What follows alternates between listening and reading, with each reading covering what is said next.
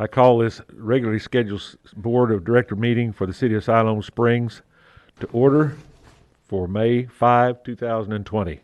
Roll call. Sappington, Here. Smiley, Here. Burns, Here. Hunt, Here. Chrysler, Here. Coleman, Here. Carroll. Here. Would you please stand as Director Hunt leads us in our opening prayer and remain standing for the Pledge of Allegiance. Dear Heavenly Father, I just want to thank you for who you are, and thank you for your care for us, especially in these uncertain times, Lord. I pray that you give wisdom to the leaders who are having to make difficult decisions. I pray that you give patience and endurance to the healthcare workers who are taking care of so many right now. And I just pray that you are with the rest of us who are trying to navigate this time and this new normal that we're facing for however long that may be. And Lord, I pray that you bless us tonight as we carry on the business of the city. And I ask these things in Jesus' name. Amen. I pledge allegiance to the flag of the United States of America and to the republic for which it stands, one nation under God, indivisible, with liberty and justice for all. Thank you. All right, we're not trying to sneak in a different board meeting member tonight. They're undercover. We're in our COVID-19 gear tonight, so I appreciate all those who have been here and appreciate your patience with us as we try to make sure that we have correct social distancing and do what we're supposed to be doing to help our cause. So, all right. At this time, I want to make sure that if anyone is in the audience and you happen to have an electronic device on you, to make sure that you please silence it so that we don't interrupt somebody as they might be speaking. I was making sure I got mine done.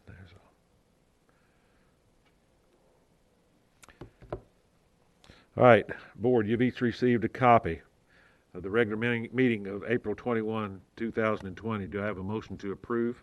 So moved. Second.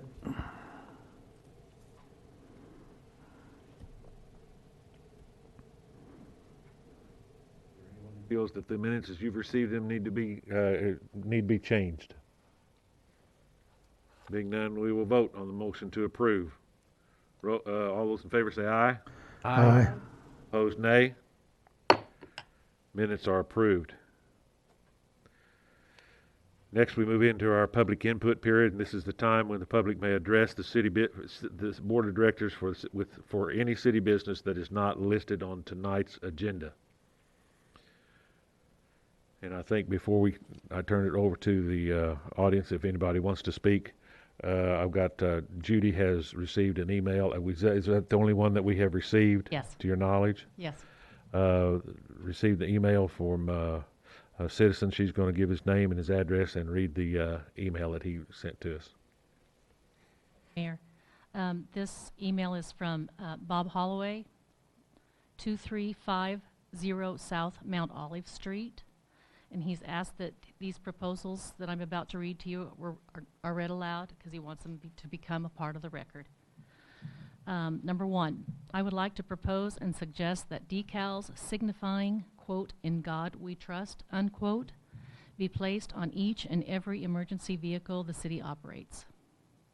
Number two, I would like to submit a proposal that a study be implemented as soon as possible to provide for the dredging and deepening as well as the enlargement of the city lake. I'm sure funding through grants and some tax dollars could be allocated to enhance the area. A well-stocked lake would provide for enjoyment of many area anglers to include our youth. It would be a perfect area for a yearly fishing tournament for the young children.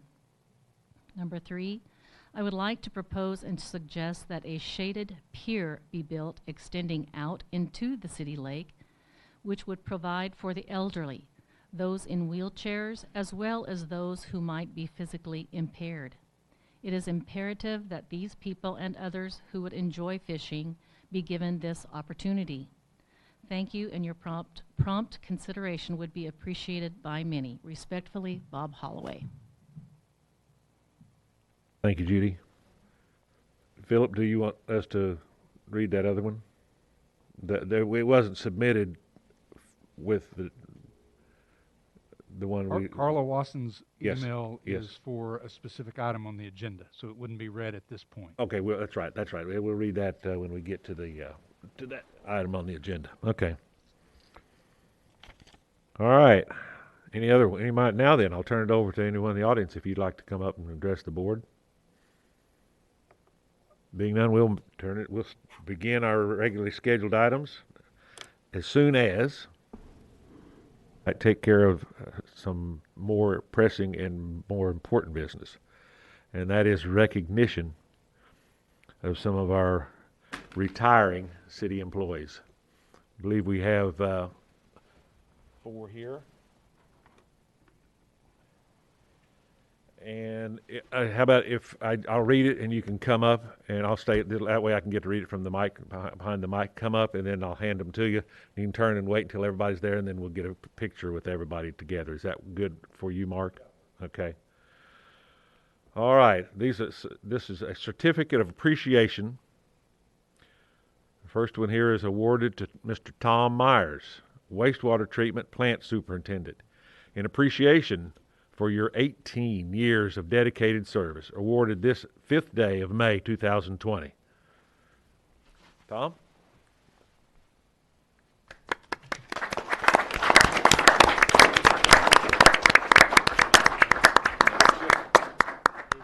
So just stay up here for the picture. But we got to maintain 6 foot spacing between, okay? All right, next is a certificate of appreciation awarded to Chris Jarrett, substation technician and meter man, in appreciation for your 24 years of dedicated service. If I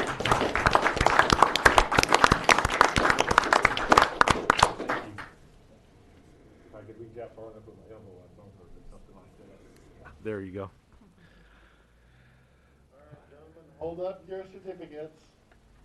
We got 2 more to go. It's all right. Next, certificate appreciation awarded to Anna Balmain, ambulance billing clerk. Appreciation for your 22 years of dedicated service to the city of Siloam Springs. I believe Anna is here tonight, so. And finally, certificate of appreciation awarded to Gene Curtis, Deputy Court Clerk, in appreciation for your 27 years of dedicated service to the city of Siloam Springs.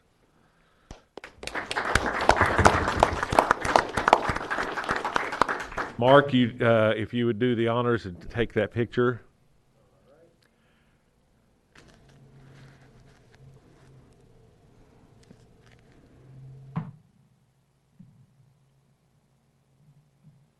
Thank you, gentlemen, and thank you, ladies who are not here. We'll get these certificates to you.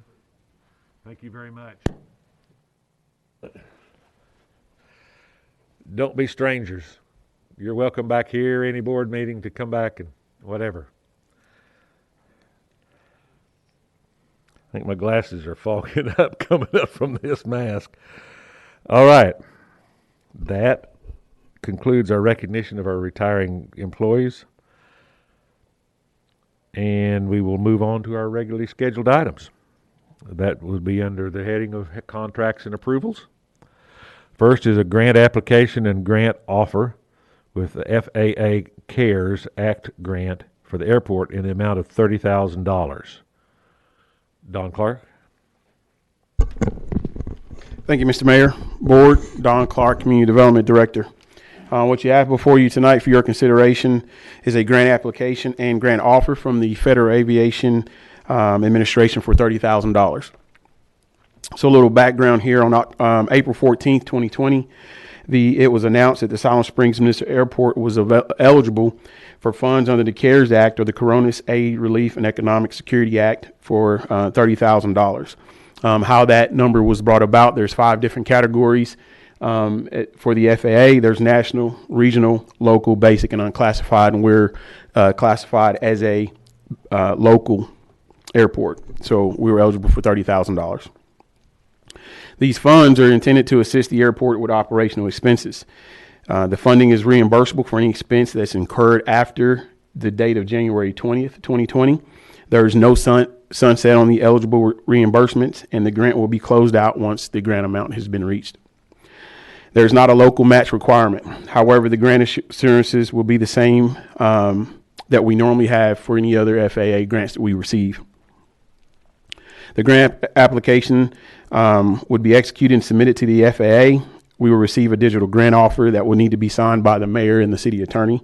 Also, what I would like to bring up is a note that under this same grant and CARES Act, that the FAA increased its funding to fully fund all awarded grants for the fiscal year of 2020. So that would include our taxiway lighting rehabilitation project that's on the books. So that means that we would not have to submit our match. It would be 100% funded. So staff is recommending approval of this grant application and grant offer, and stand ready for any questions. Thank you. Thank you, Don. Is there anyone in the audience who would like to address the board or have any comments regarding this grant application?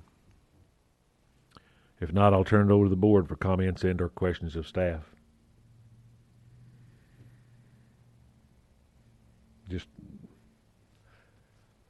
If not, if there's no questions, I'll entertain a motion to approve the application and grant offer. Mr. Mayor, Yes, Bob. I move that we approve the submittal of an FAA grant application for $30,000. Second. We have a motion and a second. Is there further discussion on the motion to approve? Being none, we will vote on the motion to approve. Roll call? Yes. Yes. Yes. Yes. Yes. Carol? Yes. Yes. Motion is approved. Grant is approved. Next is the Illinois River Watershed Partnership, a landowner agreement for stream mitigation on Sager Creek at Sager's Crossing Golf Course in the amount of $110,000 to be paid in the year 2021. Don Clark. Thank you, Mr. Mayor. Again, Don Clark, Community Development Director. Before you tonight is a landowner agreement with the Illinois River Watershed Partnership for stream bank mitigation on Sager Creek. If you recall, on February 4th, 2020, there was a presentation from IRWP that took place at a workshop to present the potential for a project that would do some stream bank mitigation on Sager Creek. The goal of the project is to complete restoration that would decrease sediment and nutrient loading in Sager Creek. Part of the plan is reconstructing and stabilizing eroded banks with stone and wood structures, installing, expanding, and improving the riparian buffer of approximately over 4,400 linear feet. This is to take place at the streams of the golf course at Sager's Crossings, below the overpass, and then extend to the southernmost part of that property. Construction of more than 9 acres of additional floodplain and upland prairie to filter out pollutants and to also increase wildlife habitat. The golf course has agreed to maintain the project area for the lifespan of the project, which is determined at this time to be about 15 years. Per the agreement, the city would provide a match to the total cost not to exceed $110,000. I'll remind you the total cost of the project is $335,000. The Illinois River Watershed Partnership would enter into a contract with Natural State Streams to survey, design, and construct the project, and IRWP will oversee the project as the project manager or construction manager. Much of this project is planned to be completed over a 2 to 3 month period in late summer or early fall of this year, 2020. IRWP commits to completing the project in 2020 and will monitor and maintain the project for 1 year. After that 1 year period, IRWP will submit accounting of the project and its cost and an invoice to the city for the portion of its portion of the project cost. Excuse me. Also, any work that's done in kind or with equipment by the golf course will go towards our ask as well. So staff is recommending approval. Stands ready for any questions. Thank you. Thank you, Don. And I kind of stated that wrong. It's just paying, in other words, this will be placed, when the budget comes out this fall, this will be placed, if approved by the board tonight, it'll be placed on the budget for 2021. All right, any comments or questions from anyone in the audience? Being none, I'll turn it over to the board for comments and or questions of staff. Mayor. Yes, Carol. I just have one question. It said that Sager Crossing LLC has agreed to maintain the project for the lifespan of 15 years. What would that consist of? Excuse me. So that would be that they would maintain to the standards of what was put in the plan. So if things need to be cut back at certain times, if there's prescribed burns, any kind of work that needs to go along the stream bank, that's what they would be doing. Any invasive species, I would assume that would go up. They would probably need to eradicate those and make sure that it's maintained to the level that are set forth by RWP. So the city will not have to do any maintenance on that for 15 years. No, ma'am. Thank you. Any other questions or comments? Did you want to address this at all? The only thing I might add I need you to now- state your name I'm sorry, and Travis Cheney, Illinois River Watershed Partnership. we're going to assume that's you behind that mask. That's me Travis, behind the okay? mask, that's right. The only thing I was going to add is, since we're now into May, my guess for a start date, if it was approved, and if we went through the permitting process, at this point now, it would likely be November, December for a start date on construction. So that's all I was going to add. Thank you. Thank you. So, Mr. Mayor. So if there's no comments or further comments from the audience, I'll turn it over to the board for comments and questions of staff. Carol Smiley.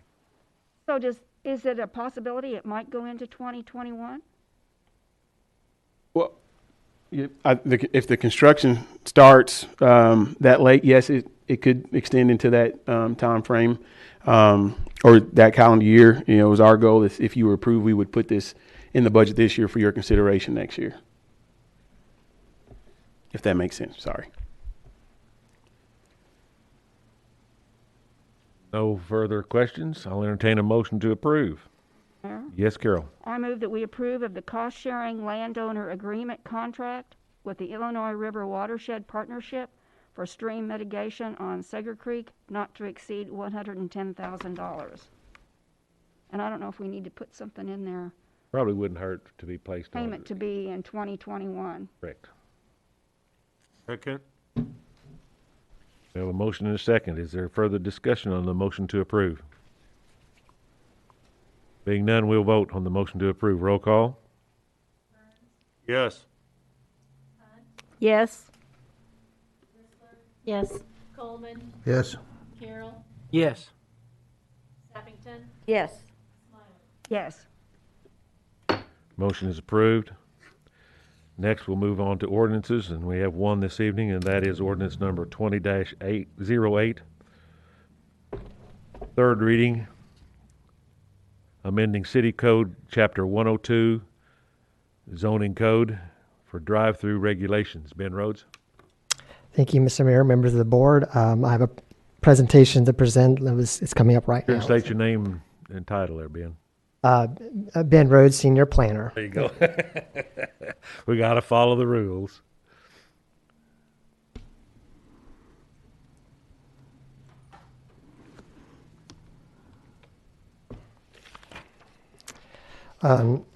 So as the mayor stated, before you is the third reading of the drive-through code. Staff has made a few alterations to the ordinance that we think will better clarify it in light of recent comments through the reviews. The first section here you see in number 2, we've updated this the distance to read rather than 18 feet or less, or it's rating, excuse me, let me just read this better.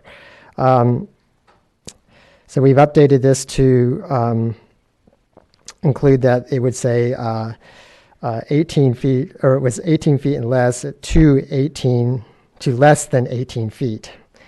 And this would allow, so if there's a building that's exactly at 18 feet, it would not qualify. So it would have to be less than 18. So this is slightly, the word changing there slightly changes that to be a little bit more restrictive. The second thing that we changed is to address or better clarify the landscaping requirement. Previously, the code did not refer back to the 6-foot green space buffer as a requirement. Here we are stating that it is actually required within the zoning standards, and we've actually put in the sections of the code so it is clear to anyone who would read this to know that the 6-foot green space buffer is required. So those are two updates that we've made since the second reading. Also, since the second reading, staff did receive a comment from the public, and we are still recommending approval of the ordinance, and we stand by for any of your questions. Thank you. Thank you. Judy, do you have that? Philip, you have that? I couldn't find it in my email. Ben. Okay. You want to go ahead and read that email from Carla Watson? I'd be happy to. I didn't know she was going to be here, so I don't. Yeah, she's not here. So she's not here to read it, so I'll do that. So as I stated, we did receive an email comment, Ms. Carla Watson, and I will read that in full now. Members of the City Board, during the City Board meeting of April 21, 2020, Senior Planner Ben Rhodes was asked repeatedly to clarify the meaning of Ordinance 20-8 because it is unclear from the text whether 6 feet of perimeter green space would be required under the provisions reducing the minimum width of the drive-through lane to 10 feet for buildings 20 years old or older. My understanding of his response was that if a building is less than 16 feet from the side lot line, a variance would be required because of the 6-foot perimeter green space requirement. Rhodes was either equivocating or his position on the meaning of this ambiguous provision has reversed since he accepted the Taco Jake's application for special use permit. Prior to the last City Board's meeting, Rhodes' position has consistently been that no perimeter green space is required in non-conforming paved areas, i.e. areas that were paved prior to the enactment of the perimeter green space requirement. On the west side of Taco Jake's building, the first part of the building is paved to the lot line, and the rear portion is not. The building is situated 13.2 feet from the funeral home's monument lot. Ben, I hate to interrupt you, but Carla just walked in, and do you want it to continue to let Ben go ahead and read it? Okay. Sorry, Ben. It would be impossible to put a drive-through lane 10 feet wide in a space 13.2 feet wide and also maintain 6 feet of perimeter green space. Despite this, Rhodes accepted Taco Jake's application for the special use permit without requiring an application for a variance permit for the perimeter green space. Furthermore, Rhodes accepted Taco Jake's previous application dated September 9, 2019, which requested a variance from the minimum width requirement to allow a drive-through lane 10 feet wide without requiring an application for a variance permit for the perimeter green space. If Ordinance 20-8 passes on the third reading, Rhodes, rather than the board, will be the arbiter of whether or not the perimeter green space is required in non-conforming paved areas. To date, Rhodes has failed to identify any property that would actually benefit from the provision of the 6-foot perimeter green space is in fact required for buildings with non-conforming paved areas. At the City Board meeting of April 21, 2020, Rhodes presented 3 properties as exemplars for a 10-foot wide drive-through option. In In the first example, 1,116 Highway 412 West, the existing building is 10.33 feet from the side lot line.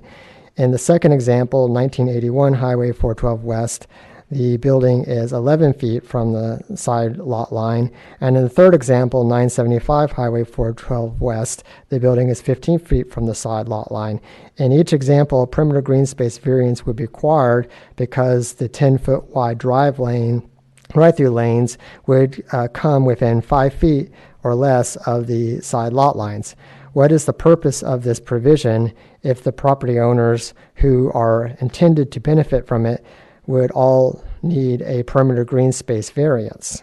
My client and I have no problem with the concept of repurposing old buildings as long as it makes sense to do so. However, none of the property's roads used as exemplars for the provision benefiting older buildings are reasonable candidates for redevelopment as drive-through facilities.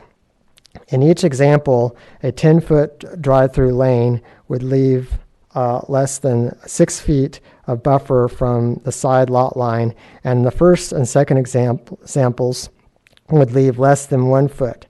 The first two examples would not only be an extremely tight squeeze, they would almost certainly result in traffic encroaching on the adjoining lots. This is illustrated by the CAD diagram on page 6 of Rhodes' staff report dated February 21, 2020, in connection with the Taco Jake's application for the special use permit. The diagram shows a vehicle turning the front corner of Taco Jake's building to exit the property. At that point, where there's a space 13.2 feet wide between the building and the property line, and the drive-through lane comes within 3 feet of the lot line. As a vehicle swinging to clear the corner of the building, it comes within 1.2 feet of the lot line. In Rhodes' third example, traffic circulation is already a problem because there is a pinch point too narrow to accommodate two-way traffic. Adding a drive-through would exacerbate an already dangerous situation. Traffic using a drive-through lane would be required to enter and exit through a pinch point. The parking spaces behind the building would be eliminated because traffic using the drive-through would be required to circle the rear parking lot to exit the property, and it does not appear that there is adequate parking elsewhere on the property. This example is strikingly similar to Taco Jake's, given the obvious acute problems which would result in redeveloping this property as a drive-through facility. It is alarming that Rhodes used this property as an exemplar because it indicates his willingness to grant a permit or recommend that that permit be granted in spite of the problems which would result. If Ordinance 20-8 passes on its third reading in its current form, he will be in the position to do just that.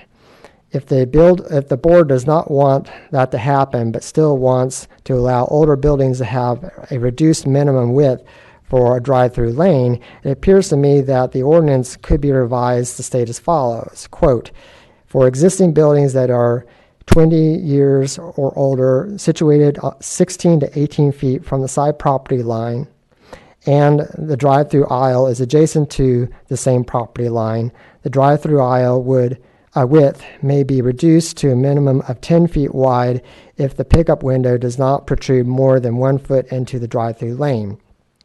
If, in addition, the board wanted to require owners of nonconforming properties to add a 6-foot green space buffer, the following provision could be added at the end of the foregoing provision. Quote, provided that if the drive-through aisle does not abut a green space buffer at least 6 feet in width, such a green space buffer shall be required prior to final site inspection.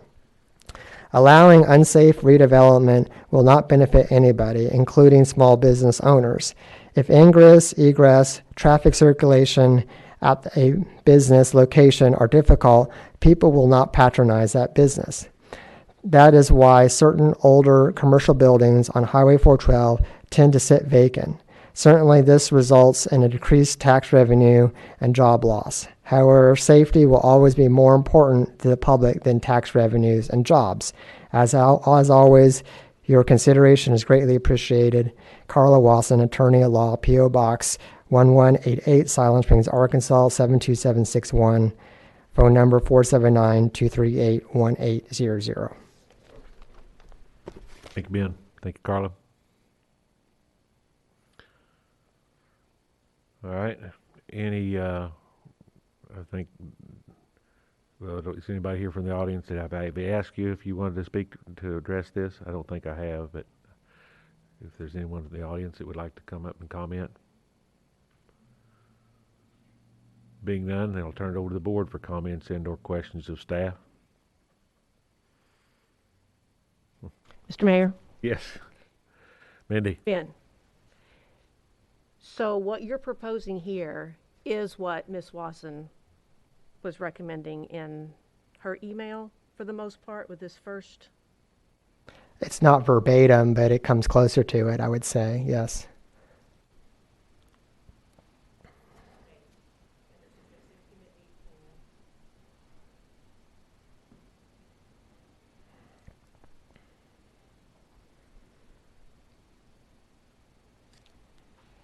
I appreciate your work on this. I know that this is difficult. We've expressed that it feels like we've gone to a lot of work for one particular building, but I know that sometimes that's what happens. It's one particular incident that requires you to look at all of the codes and process and everything and make adjustments accordingly. So I appreciate the work that you've done on this. A comment was made last week that that we need to make our codes acceptable for businesses, a little bit easier for businesses to be able to do what they need to do. While I understand that, I think we also need to remember that our codes are there to protect neighbors and other property owners as well. So I do appreciate that we're trying to take these comments into consideration and do what we can to make it easier for all parties involved. Mr. Mayor? Yeah, Carol? I know that I expressed my no opinion last time, and it hasn't changed, but I do want people to know that I am not against business development or trying to create ways that we can work with developers. I appreciate all the efforts that you have done and looking outside the box and trying to bring it back to us in a way that would benefit developers. However, I do think we have other avenues, which is through variances and through Board of Adjustments, and especially since they're looking at having to have green space and go to a variance and a hearing for that. I don't see why they couldn't go to another hearing. I'm not sure how many buildings, I think we were talking about 12 buildings that this might affect along 412. Have we heard from any others other than Taco Jake's that is trying to do something that they've got a building that is not workable for them? There was one other property that this came up, and it was 1981 Highway 412, which was on my list. Okay. In that situation, they just opted not to pursue the drive-through, is my understanding. But I do want the citizens to know that I am for business development, economic development all along 412 or wherever it might be. I just feel that this just isn't quite what I'm looking for. Thank you. Mr. Mayor. Marla? Ben, again, thanks for your work. My concern is the clarification with the 20-year-old building being just thrown in there with width. It's almost like it needs to be separate and say that for buildings 20 years old or older, they're in their own little area of the the zoning requirement instead of throwing it in with the width, because the width applies to everything. But when we throw the 20-year building in with the width, it changes the whole picture of that paragraph. It gets me focused on the 20-year-old buildings and takes me away from the zoning ordinance. And I feel like any time that we're dealing with older buildings like that, that they're going to have special use permit, that it just needs to be stated for, and it'd be for your all's convenience too, that they have to go through extra steps. And I think if the building owner, before they sell it, knows that those extra steps are there.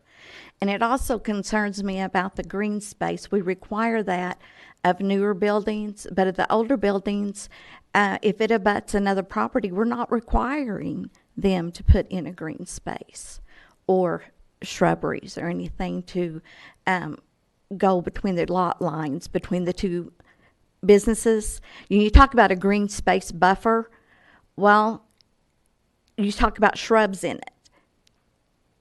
But if you have an older building and there's nowhere to put the green space or the buffer, you know, it's just like some have to follow these rules and some have to follow these rules. And we're trying to put it all into one paragraph, and it's two different things. We're talking about old buildings and we're talking about new buildings, and it needs to be designated like that. Mayor. Yes, Brad. Oh, okay. I said it a couple times. Maybe I do. Am Well, not speaking loud enough. I no, apologize, sir. no. I'm It's fine. You're smiling fine. underneath here. I You hear can't you. see it. I hear you. I don't believe you. So, you know, I feel like we're getting into hypotheticals, and this all stems from one building. One building that now has encompassed the town of Siloam Springs, Arkansas. The board directed staff to do form-based codes. And I use that terminology. They didn't like it. It's got a little, so we went with a hybrid code. Staff is doing exactly what we directed them to do. And we keep going back to one building that impacted one business. And now we've taken it across the whole city. That's not the intent of it at all. That is not the intent at all.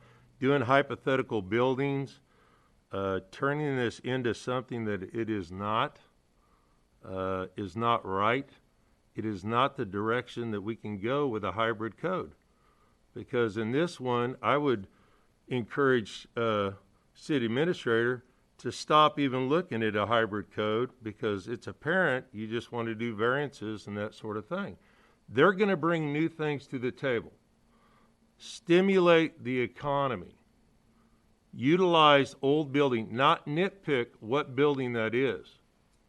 You're nitpicking something that might be 20 years down the road. We're doing long-range planning. I feel sorry for the taco place because, you know, my observation, that was a bad decision. At the end of the day, bad location, didn't make it, it went under, and in the present economy that we have now, trying to get that back off the ground is going to be extremely, extremely difficult. Extremely difficult for that startup.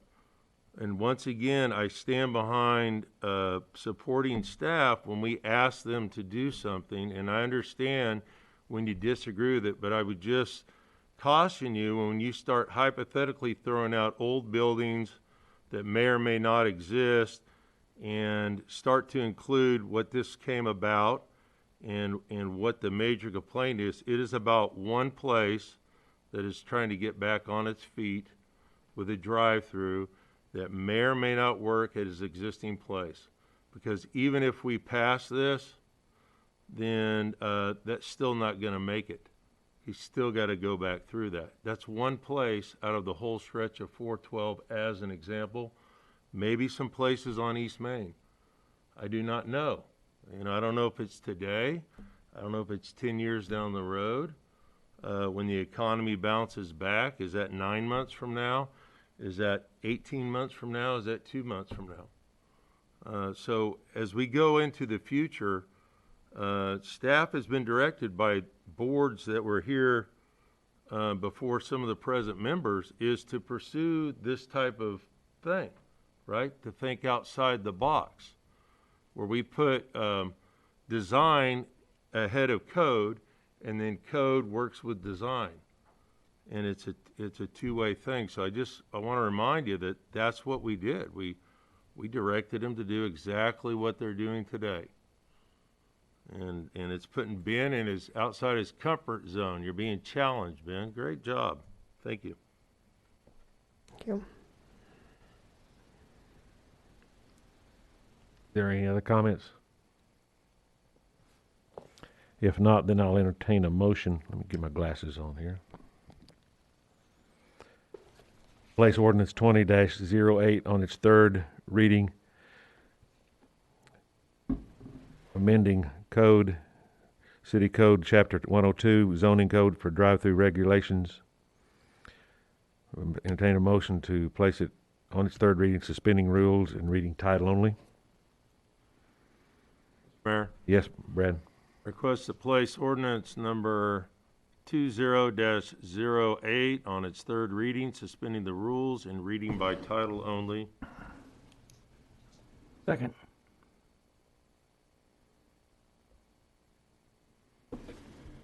We have a motion and a second. Is there further discussion on the motion to suspend?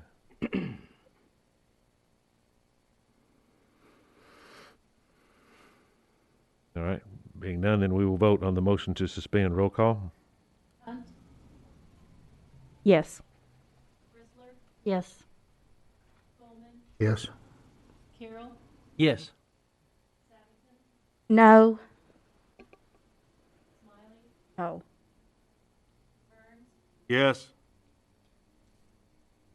Motion is approved. It was a 5-2 vote. The motion is approved. Philip? Ordinance number 20-08, an ordinance amending chapter 102 zoning code of the Siloam Springs Municipal Code with respect to drive-through aisles. Thank you, Philip. I'll now entertain a motion to adopt ordinance number 20-08. Mr. Mayor, Yes, Reed. I move that we adopt ordinance number 20-08. I have a motion. Do I have a second? Second. I have a motion and a second. Is there further discussion on the motion to adopt? Mr. Mayor, Yes, Mindy? after not quite understanding what we were doing last week, I did vote on the third reading, voted positively. I am probably not going to vote for adoption of the ordinance for the reasons that I mentioned last week and some of the same reasons that have been mentioned today. As I'm reading this again and comparing with what Ms. Wasson had suggested, I did like the term that she used with the 20 years or older situated 16 to 18 feet. And I think the difference was we said situated up to 18 feet, which could leave a lot of leeway there. So that's, again, that does not say I don't appreciate the work that's been done, and I certainly understand the work that's been done, but I'm not comfortable with that broad term there. Thank you, Mindy. And Mindy, I appreciate your stating why you voted for it. And that's a procedural thing that keeps it. By voting for it does not mean that you're going to vote for to adopt it. I think that's been explained and understood. So, Well, I'm having to learn. Still got a lot to learn. is there further discussion on the motion to adopt? Being none, we will vote on the motion to adopt. Roll call. Yes. Coleman, Yes. Carroll, Yes. No. Smiley, No. Burns, Yes. Hunt, No.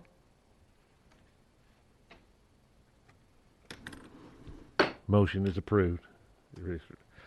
The motion to suspend requires a supermajority of 5 votes, but we got the 4 votes. A 4 simple majority is all that's required to adopt the ordinance.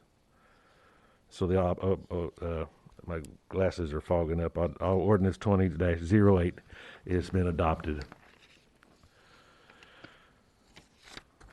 All right. Staff reports. Philip.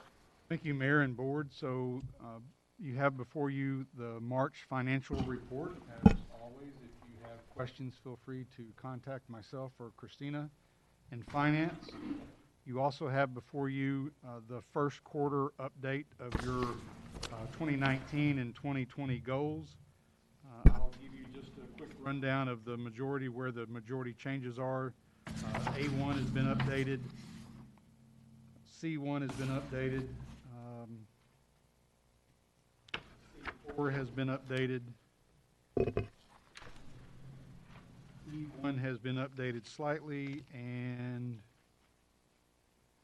I1 has been updated with additional numbers as it relates to citizen engagement on social media. And the next 2 items on the staff reports, I'm going to ask Don Clark to come and talk about outdoor dining and for downtown restaurants. At the last board meeting, Director Burns mentioned, with the assumption that the governor would loosen the restrictions on the restaurants with some restriction on the occupancy. Director Burns had asked us to look at some information about allowing restaurants to have more space on the public sidewalk so that someone could order food and potentially an alcoholic beverage and set out in that area, giving the restaurant more table space to speak of. And then following Mr. Clark, I want to talk to the board about the Main Street design project. Director Ressler at the last face-to-face board meeting requested to put that project before to the public for a vote, and I want to go through our research on that also. But first, if you just give Don a minute or 2 to walk you through this, and we'll need some direction from the board as this, if this is to move forward. Mr. Mayor, can I ask something real quick? Certainly. On these staff reports that we're getting, do you allow public input? That would probably be a decision by the board. I mean, that's either the mayor or the board would allow that. We're not asking for any decisions, just some direction by the board, but if that's the board's choice, then I think that's your choice. Well, I think since we're just learning and going through this, that we need to stay with the board and the staff. Okay, which is the way we've done it. Normally, there wouldn't be public comments That's the way we've always handled it in the past. It's just been staff. because it's just a report. It's not just a report. Right. Yeah.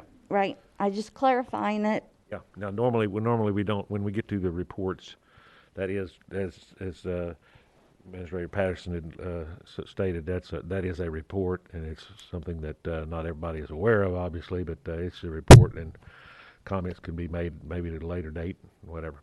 Or they can always be directed back to Administrator Patterson via email or phone call or anything like this if someone has questions.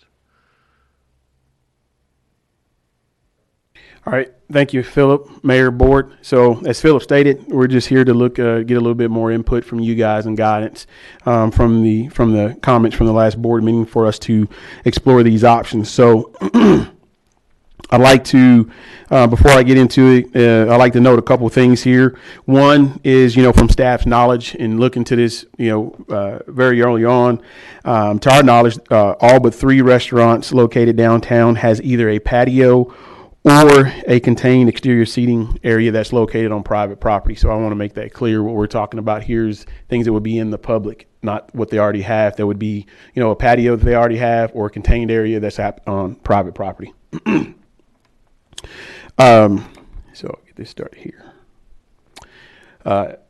So another thing I'd like to note, I just want to clarify the law as it states for the, so what we're talking about is a temporary or pilot entertainment district and outdoor seating. So when we're talking about entertainment district, it should be clarified that the law would allow consumption and possession of an alcoholic beverage within that district. It would not allow the business to sell or serve outside of its permitted area. So what that means is that if I'm a business owner and I'm permitted through ABC and through the city to serve alcohol within this brick and mortar establishment, I cannot go out and send a waitress or go out and take an order and then serve and exchange money in that entertainment district. That will still need to happen inside. What the entertainment district would allow is for myself, if I go in or someone goes in, purchase a beverage, to be able to possess it or consume it in that entertainment district, if that's clear. So I wanted to point that out. Some of the things we need feedback on as we're looking into this and like to discuss and maybe get some guidance is what would the timing for the opening the pilot project or the temporary project for this entertainment district, what would that look like? When would we want to start it? And then when would we aim at closing it off if it's under a temporary basis or under a pilot project, as stated.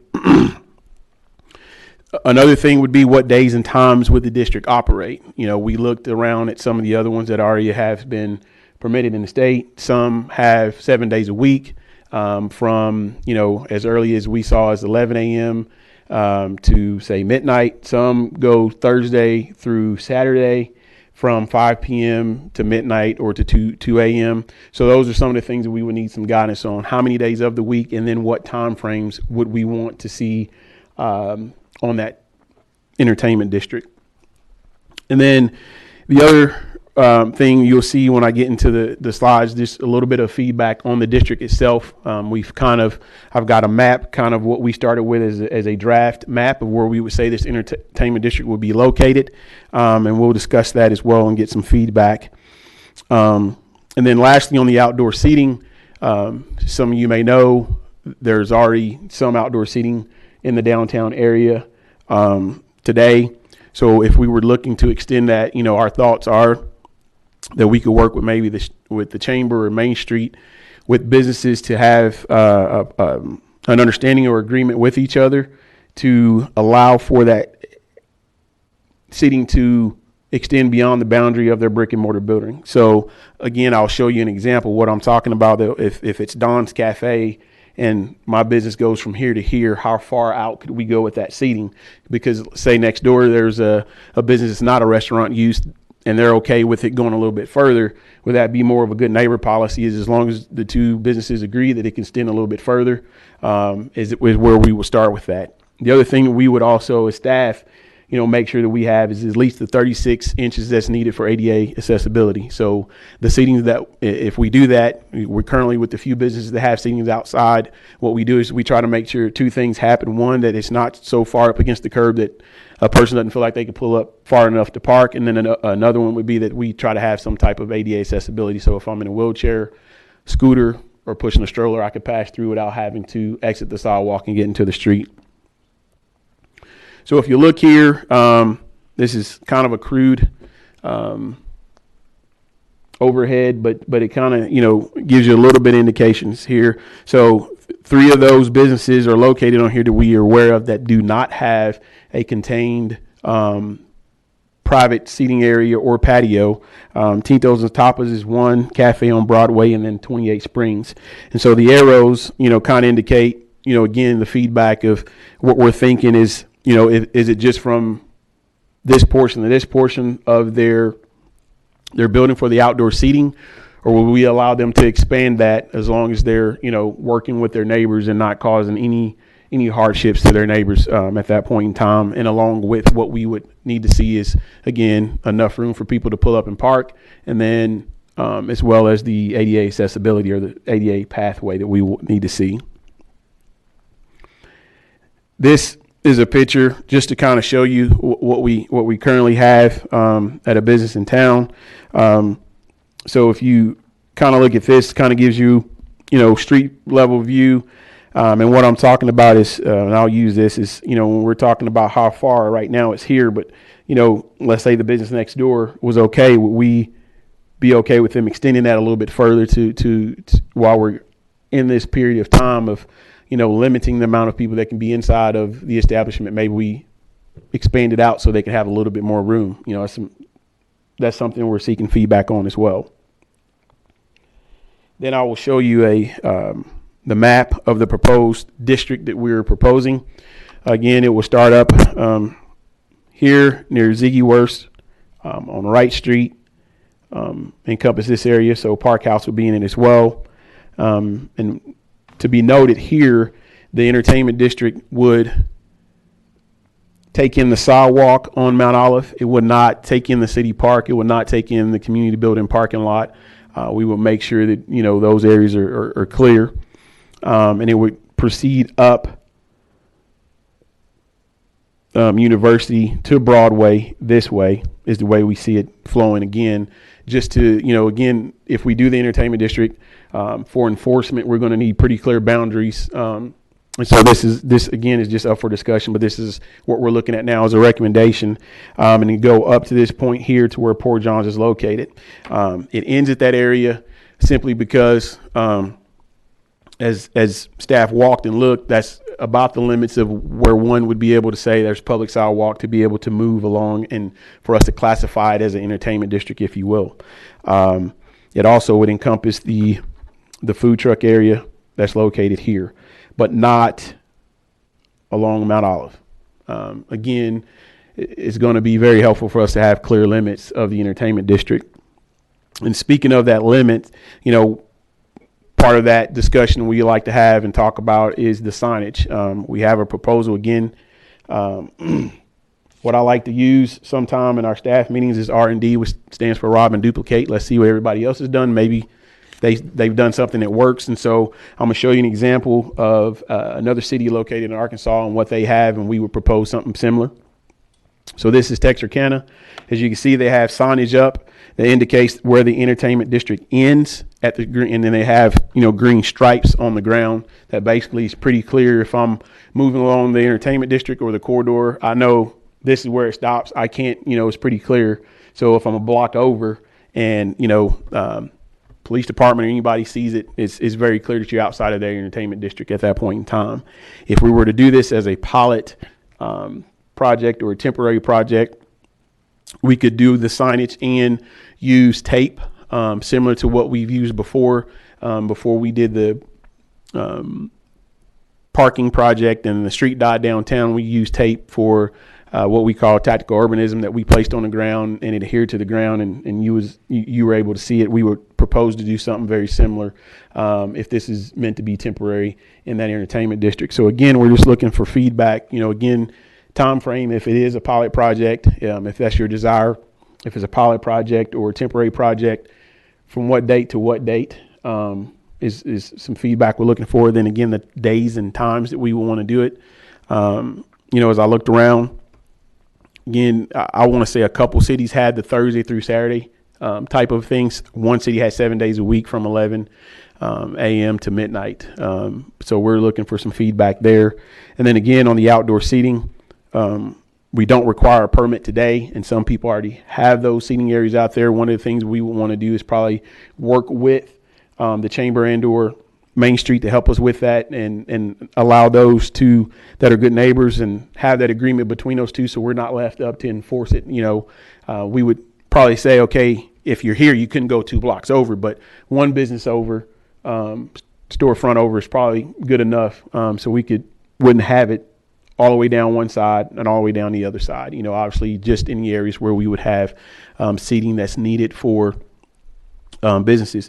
Another thing that, you know, I feel like I need to point out is that, you know, when we did the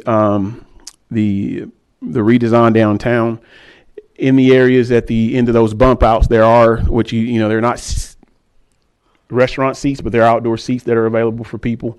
Again, if we did the entertainment district, that would encompass that as well.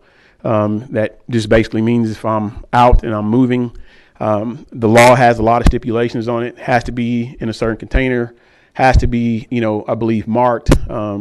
There's laws that are there as it relates to the entertainment district that we would enforce that the state law says, but we're just looking for guidance and feedback for our local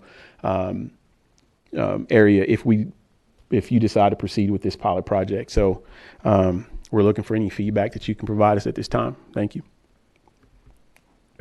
So if I may, I just want to clarify a couple of things. We were just playing around, if you go back to the map, Don, the idea that in that map was just how big would it likely be. The thing that we couldn't do is make a number of small entertainment districts. We couldn't do an entertainment district just for 28 Springs and another little entertainment district for Cafe on Broadway and another one for Tito and Tapas. The way the state law reads was that an entertainment district may be established in a contiguous area of the city that is customarily used for commercial purposes containing any combination of restaurants, tap rooms, taverns, entertainment establishments, hospitality establishments, music venues, theaters, bars, art galleries, art studios, tourist destinations, and so forth.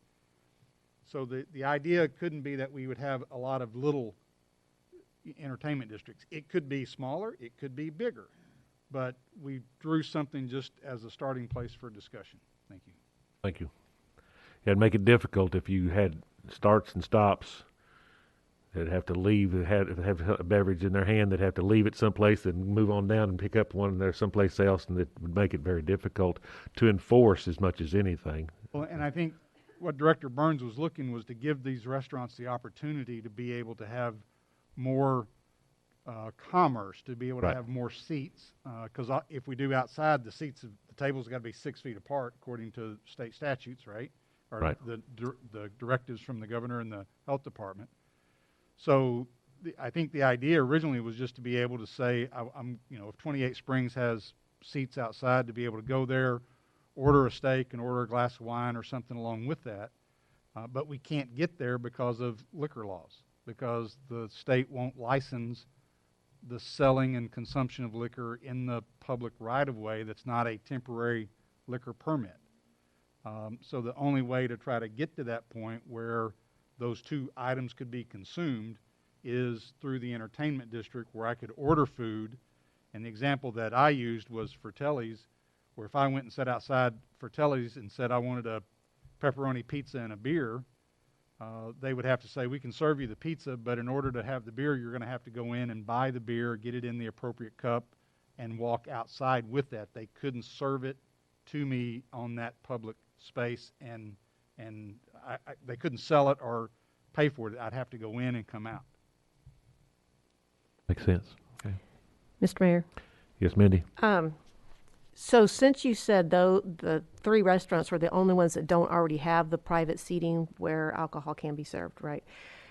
Is there any reason why the entertainment district has to go across University and then all the way up to the Port Johns area? Could it not just be right along the straight part?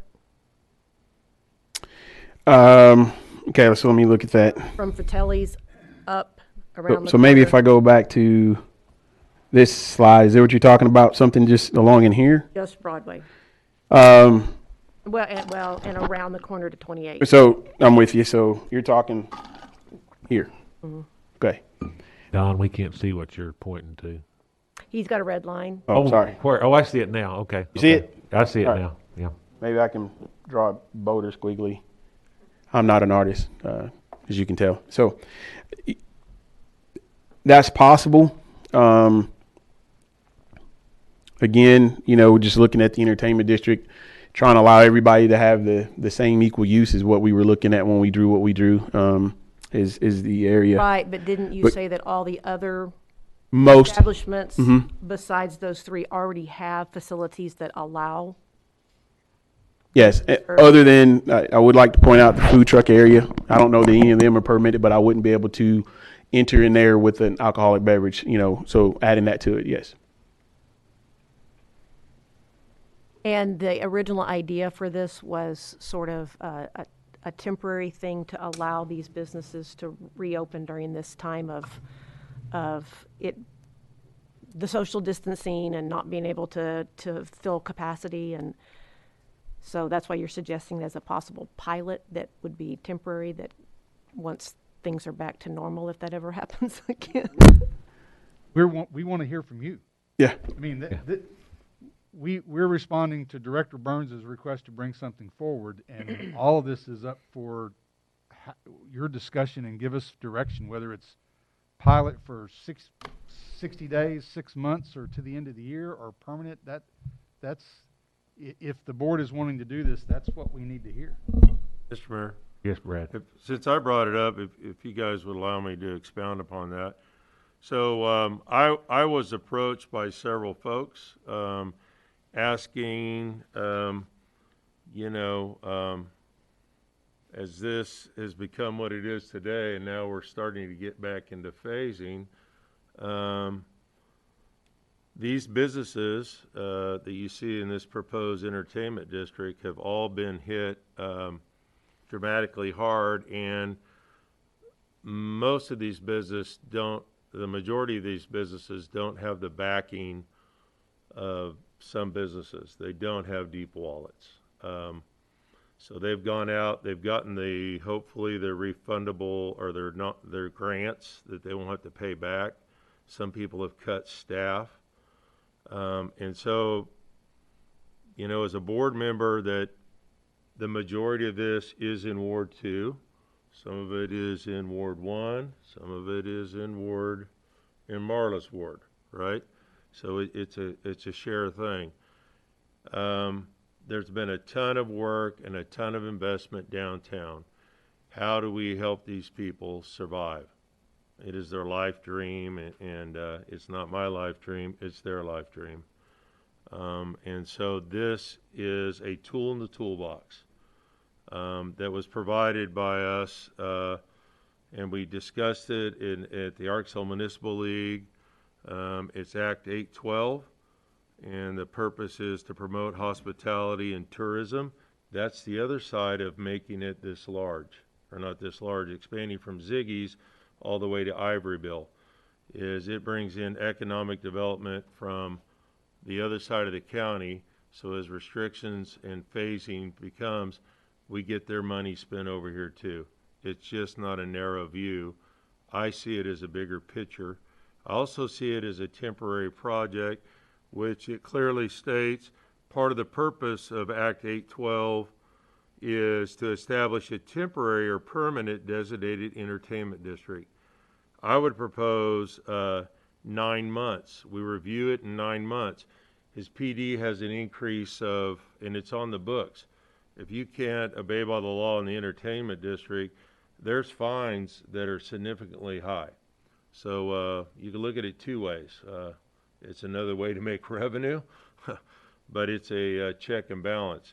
Entertainment districts are really designed for adults that like to go somewhere, enjoy themselves within the confines of an entertainment district and abide by the existing laws. This is not Dixon Street. This is not New Orleans. This is that's not what we're talking about here. And the second one on that is establish areas of a city or town that highlight restaurants or entertainment districts. So for us, it's this area here. I'm sure you guys have done the research. You've seen the proposals of the cities out there that are looking at that. I think it's going to gain momentum. My intent is to help small business survive. That's the bottom line on it. And whether you believe it or not, or participate or not, people travel and go to other cities and enjoy a wine or a beer, and if you with their meal. And the other upside of that is, if you've ever been to any fundraising, a lot more funds are raised after people have had a little bit of lubricant. Main Street is a great example of fundraising.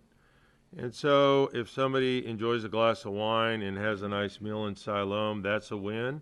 And if they're able to walk around and they stop in and visit the shops and they spend more time in Siloam in a nice casual environment, that's a win. My thoughts are 6 days a week, Monday through Saturday, 11 to 11. I like the signage of Texarkana. I like the green line, the green line on that. And I like the concept of a pilot project. And once again, it's a tool in our toolbox to help people that invested in Siloam to survive during this time. Thank you. Lisa?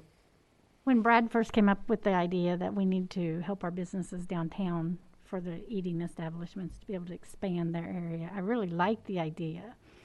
And I'm not opposed to this idea. I just asking for a decision tonight. What bothers me about that is we received it at 1 something today and told tonight at 6:30 we want to know your opinion. I don't feel comfortable giving my opinion tonight when I want to look at the act he was talking about. I want to do my research. I want to do my due diligence for the citizens. And so I don't want to give my opinion tonight on this because I felt like I got the information too late in the day. Well, and granted, sorry to interrupt, we're just asking for some input. If we bring we don't want to go and draft an ordinance and do the whole 9 yards and bring that and then find out that we went this way and the board was thinking that way. So just trying to get some input before we spend more time on this. If it's the restaurants get to open on the 11th, I think, and we're back here on the 19th or something along those lines. So it's not trying to get any decisions, just to get a little bit of feedback of where the wind's blowing on this issue. Can we still send it within the next couple of days? By all means, if you have, I mean, like I said, I'm not opposed to hearing. I mean, thoughts after this, and you want to email them to us, we'd be happy to have that. But we just felt like we needed to start somewhere. So. Mr. Mayor, Don, I think your first slide kind of had what you wanted us to provide tonight as feedback, didn't it? Yeah. Feedback in general, whether it be tonight or give you time to gather your thoughts and then get it to us, is just, those are the things that, as Philip said, as we get ready to, move forward, we wanted to make sure we were moving forward in step with what your desire would be and not be here and be this here and you guys were way over here and then we were kind of scratching and starting over. If that's your desire to move forward at all, we wanted to make sure what we were looking at made sense to the board. Input from the board will speed the process up and also make the end product that they bring back for at least for your first approval will be in line with what they feel that they're hearing from the board. And so, I understand what you're saying, but I don't think there was any intent that they wanted everything tonight. But if you have anything, then fine. But if not, go home and sip on it and then come up with an idea. and Let me give you, I do manual labor because I'm a retired fireman. I'm not that intelligent. But I do sit around a lot in the evenings and dig into stuff. So Arkansas Senate Bill 492, Code 3-2-206 might give you some information on there and put some numerical value on violations, which is an excellent way of creating additional revenue. So that might be another one for you to dig around. And I don't want to ambush anybody, but I would also like for us to make some sort of decision and be brought to the next board meeting and declare it an emergency declaration so that we can help these businesses get off the ground running and not drag this into summer. Thank you. Carol? I know there's been a lot of money spent through these entrepreneurs that have built their businesses, their restaurants downtown, and I know they're suffering. And I like this idea. I like what Brad has to say. I like a 9-month, I don't want to call it a pilot program because I'm kind of gun shy about that word. We've had a pilot program that didn't turn out too good. And so, but I think in general, when I go downtown at night, people like being in our downtown. It's a very friendly, warm community atmosphere. And I know there was a time when there were a couple of other restaurants that were wanting to have, be able to have beer during the Dogwood Festival. when you talk about Main Street, they were wanting to do some fundraising and having dinner outside. This would solve those problems. I don't know about the days. I kind of like the Thursday through Saturday, and the time I'm not so sure.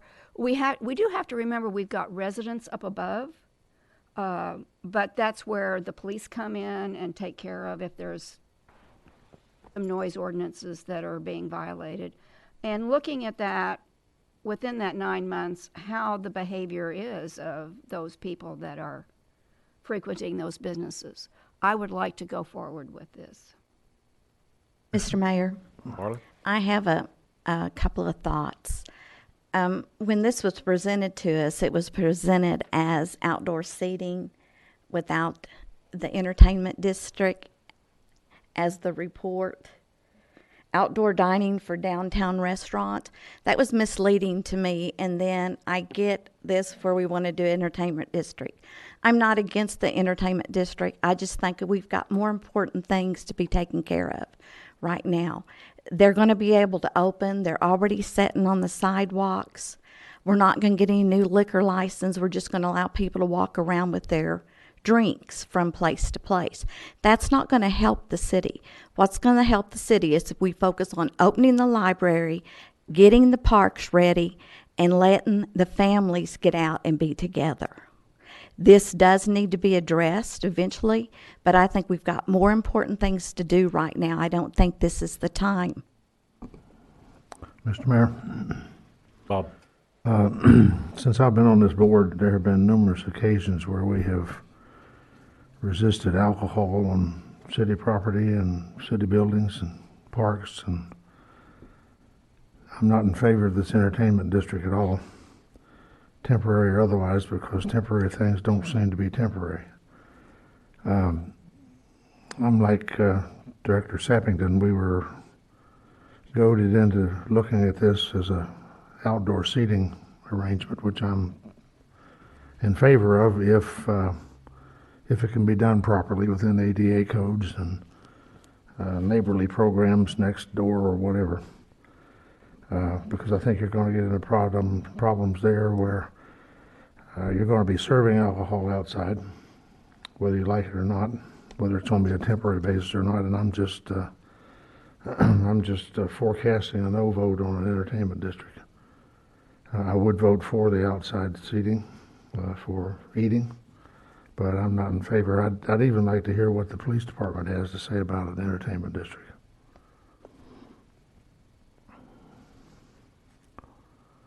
If he's willing to make a comment one way or another. It's putting him on the spot. I realize that. Maybe he'd like to address that next time, but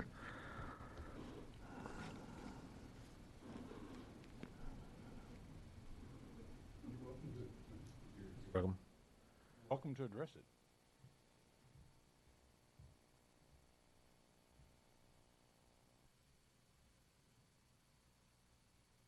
Alan Gilbert, Chief of Police, Siloam Springs. A little bit on the spot, but that's all right. I come from a city that we actually did a pilot program, and we did it for a year. And at first, I didn't know how it would turn out. It ended up being a really good thing for our city. What we did extra patrol as police officers. That we would ride a golf cart or Segway or bikes, and we would actually mingle with the citizens and our visitors. We used an open cup where everybody had the same cup. Or our city, or like Siloam, we would put our logo, and then the patrons at our establishments, they would kind of police it themselves. If someone came in with a cup, they'd have someone outside, and they couldn't bring that cup inside. It had to be empty or thrown away and get a new cup in each establishment. But our program, I was there. I worked downtown. I wanted to see it myself. And it actually worked out really well. And the police ended up being a big supporter of it. In the year, we had 2 arrests. And that was the same person.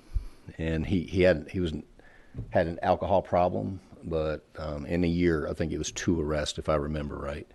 And from that, they extended it. But if you have questions for me, I'll be happy to answer that. Do we have the also. personnel to cover that at present? What we did an overtime detail, which if we had extra funding in our salaries or the city would find the overtime money. Again, the way patrol and what's going on in our city, I would have to look at it to see if we would, if a slow night, like during the summer, we're going to have bike patrol out anyway in our special operations unit, so they'll be downtown to monitor it. So it's something that we're downtown anyway, and if it was an issue, we might have to come back to the board for that. So again, it's hard to say how the funding would be. Mr. Mayor, Chief, how big of an area did you cover in your project from your other town? Oh, probably a mile. And we actually had a tipsy taxi service that if we had an issue, we would call someone, and if as officers or the patrons, we had a good relationship. If someone had too much to drink, we'd make sure they didn't drink and drive. But it was probably bigger than the area you're talking about. It was a mile, and then it went deep, probably 2 blocks in certain areas. Because Mr. Phillips, right? You know, there's certain, it can't be one area, split an area, and be in another area. But to be honest, I wasn't a big supporter at first until I saw it firsthand, and it ended up being a good thing for the city, and it helped the restaurants and the revenue downtown. But you did have to pay for extra police duty to take care of that. We had an overtime detail, yes, ma'am. Okay. Any other questions? All right, if there's no further questions, you have your... Mayor? Okay. Reed? I like the idea of let's get these businesses back on track. But we have more than just restaurants downtown. We have other businesses that are going to need some stimulus as well. I do understand that going to a restaurant first, then going to do the window shopping, that is a good concept. I think it does happen. Entertainment district, when I was growing up, that had a different connotation than I guess now. So that's kind of a scary word for me, being in the city of Siloam Springs. I like the idea of being able to bring our community together and inviting those from the surrounding areas into this. The area that I guess kind of troubles me is that it seems like this all hinges on whether I can take my drink from here, point A to point B. And I don't want it to be that. If that's all it's about, I'm not for it. But if it's about let's bring unity to this community, let's get people together, let's celebrate life. We have different ways of doing things, and some of us like this, others like that. But if it's only about taking a drink from one place to another, I'm not for that. I want to see us build this community not from what we can go from A to B with a cup in our hand. And if we can do that, I can be behind that, I believe. And I'll be clear or try to clarify that, you know, when the discussion was brought up, it said outdoor seating and allow the alcoholic beverage. The entertainment district by state law is what allows that. You know, would allow me to go up and down the street with open container, yes, but it also allows me to sit and eat and have that beverage, you know, at that seating area. So that's why it, you know, if it morphed, that's what it was, because to be able to do that and what we heard in the comments, it would need to have a district by law was pretty clear. Mr. Mayor. Don, my understanding is for the entertainment district, we're creating a public area where a person can carry an alcoholic beverage. That's correct. Plain and simple, that's Correct. what it is. Are we going to have any new liquor license applied for? Or will it just be the ones that already have them within this entertainment district? So I would, you know, if of the ones that exist right now. of the ones that exist right now, I think I'm just trying to think of what we've seen is processing has come through. Most of them have already applied well before we even talked about entertainment district. I don't know that there is one out there that says, if we have entertainment district, I'll jump in. I'm just trying to think through the ones that we've, looked at and processed. I think majority of them already have that, with the exception of maybe Poor John's. And again, just close to the brewery would just kind of put them in proximity, but I don't know necessarily that's even their desires to do that. Also, have any of the businesses there expressed the time frame that they would like to be open? Are they going to be open longer till midnight, 1 or 2 in the morning, or are we just kind of grabbing because someone else had it, we're going to do like they did, or is there really an interest from the business owners? Do they want to stay open until 2 in the morning? I think, from staff's perspective, if this was something, again, we heard the board was kind of in support of, then we would go and have those discussions. We didn't want to get out and necessarily start talking to people before we even brought it to you. We wanted to test your temperature, if you will, and then start having that conversation with them. Mine's hot. Carol? When Bob was talking about allowing alcohol, and it would be on city property, city buildings, and parks, this would not allow that, would it? No, ma'am. Just in the right of way of the entertainment district. I think Bob was No, alluding to my down the comment- road, that's the next thing coming. The My next comment thing was coming. that we had refused to do that, and Right, now, and I'm not in favor of that at all. well, now we're gonna let it go down Main Street, so. Is there any way that we can just say, you can't carry the cup, but you can have the cup in this area? Because we don't know where the cup came from, I guess. If I may, if we pursue this, if you pursue it, the idea, you heard the police chief talk about a cup that would have I think they had the city logo. I wouldn't propose that, but the idea, the way a lot of these entertainment districts work, is that the establishment who provides the cup has their logo on it, their name. And so if I walked out of 28 Springs with a beer in my hand, it would be in a cup with 28 Springs on it. If I did decide to walk down the street to Fratelli's to go in and have another drink, I couldn't take that cup in, and I would have to then walk out of Fratelli's with a cup that had their name on it. But what I hear, at least so far, is that there's some interest on a temporary, possibly a smaller district, Thursday through Saturday with some limitations on time, not necessarily till 2 o'clock in the morning, obviously. And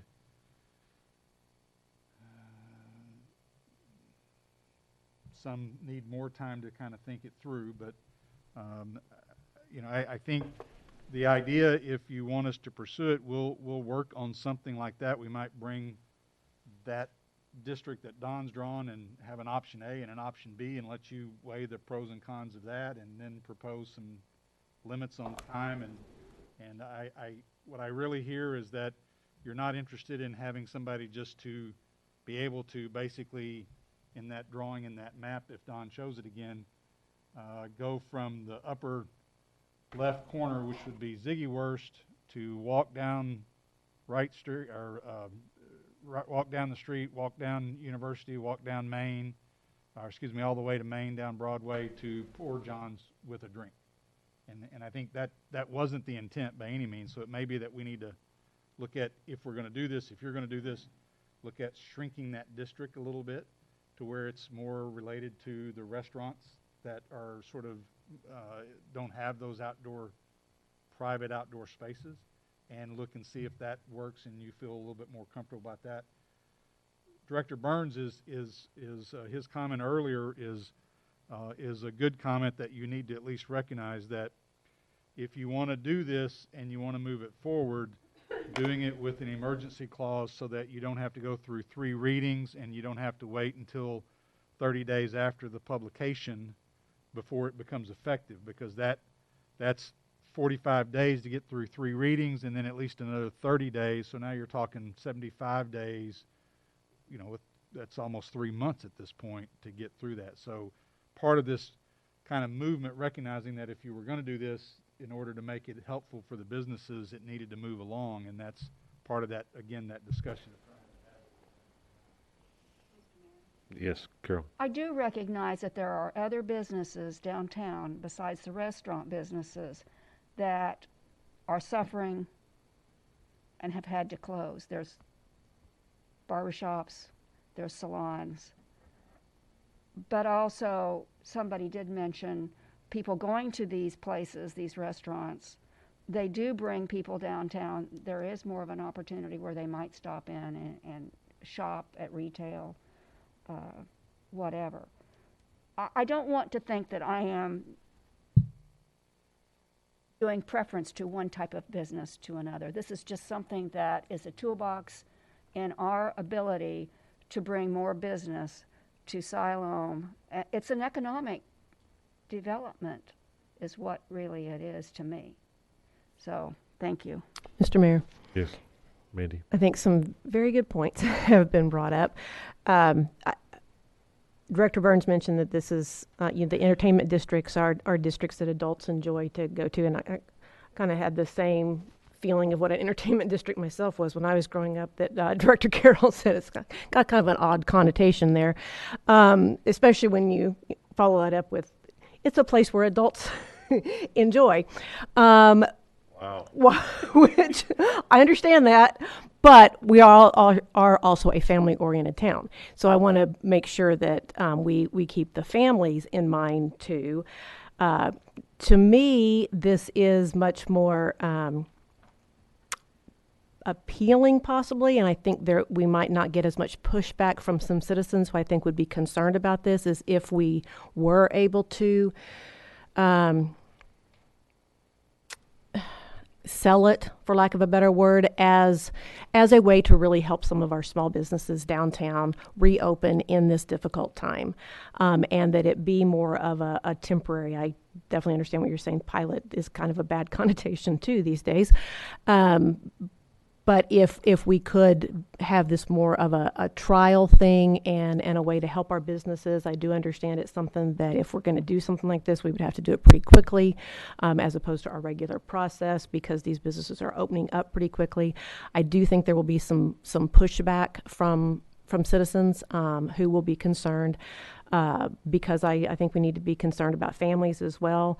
I would be much more in favor of limited days, the Thursday through a Saturday, as opposed to every day of the week for a limited time. And I think you already mentioned some of that, but anyway. Mr. Mayor, Bob. I'd like to ask Director Smiley and Director Hunt how many of these other small businesses that they want to help are open after 8 or 9 or 10 or 11 o'clock at night. Not many. So I don't think we're going to help many of them by having an entertainment district that's open until 11 or 12 or 1 o'clock at night. Oh, I think my thing was just only have it open 2 or 3 days if we do this at all. Not, I wasn't talking about any particular time of closing at night. Just well, I'm if we're going to do something like this at all. Saturday, and I'm thinking that maybe they wouldn't actually go in, but they would be walking. They see these different buildings or businesses and perhaps come back at another time. I do think that there needs to be more thought, and we need to look at this a little bit more. But that's what the pilot program is for. Mr. Mayor? Yes, Brad. I'd like to, just a closing comment. Number one, I appreciate you guys processing that. And I know I can challenge you. I'm looking forward to the goal setting. That'll be a lot of fun, won't it?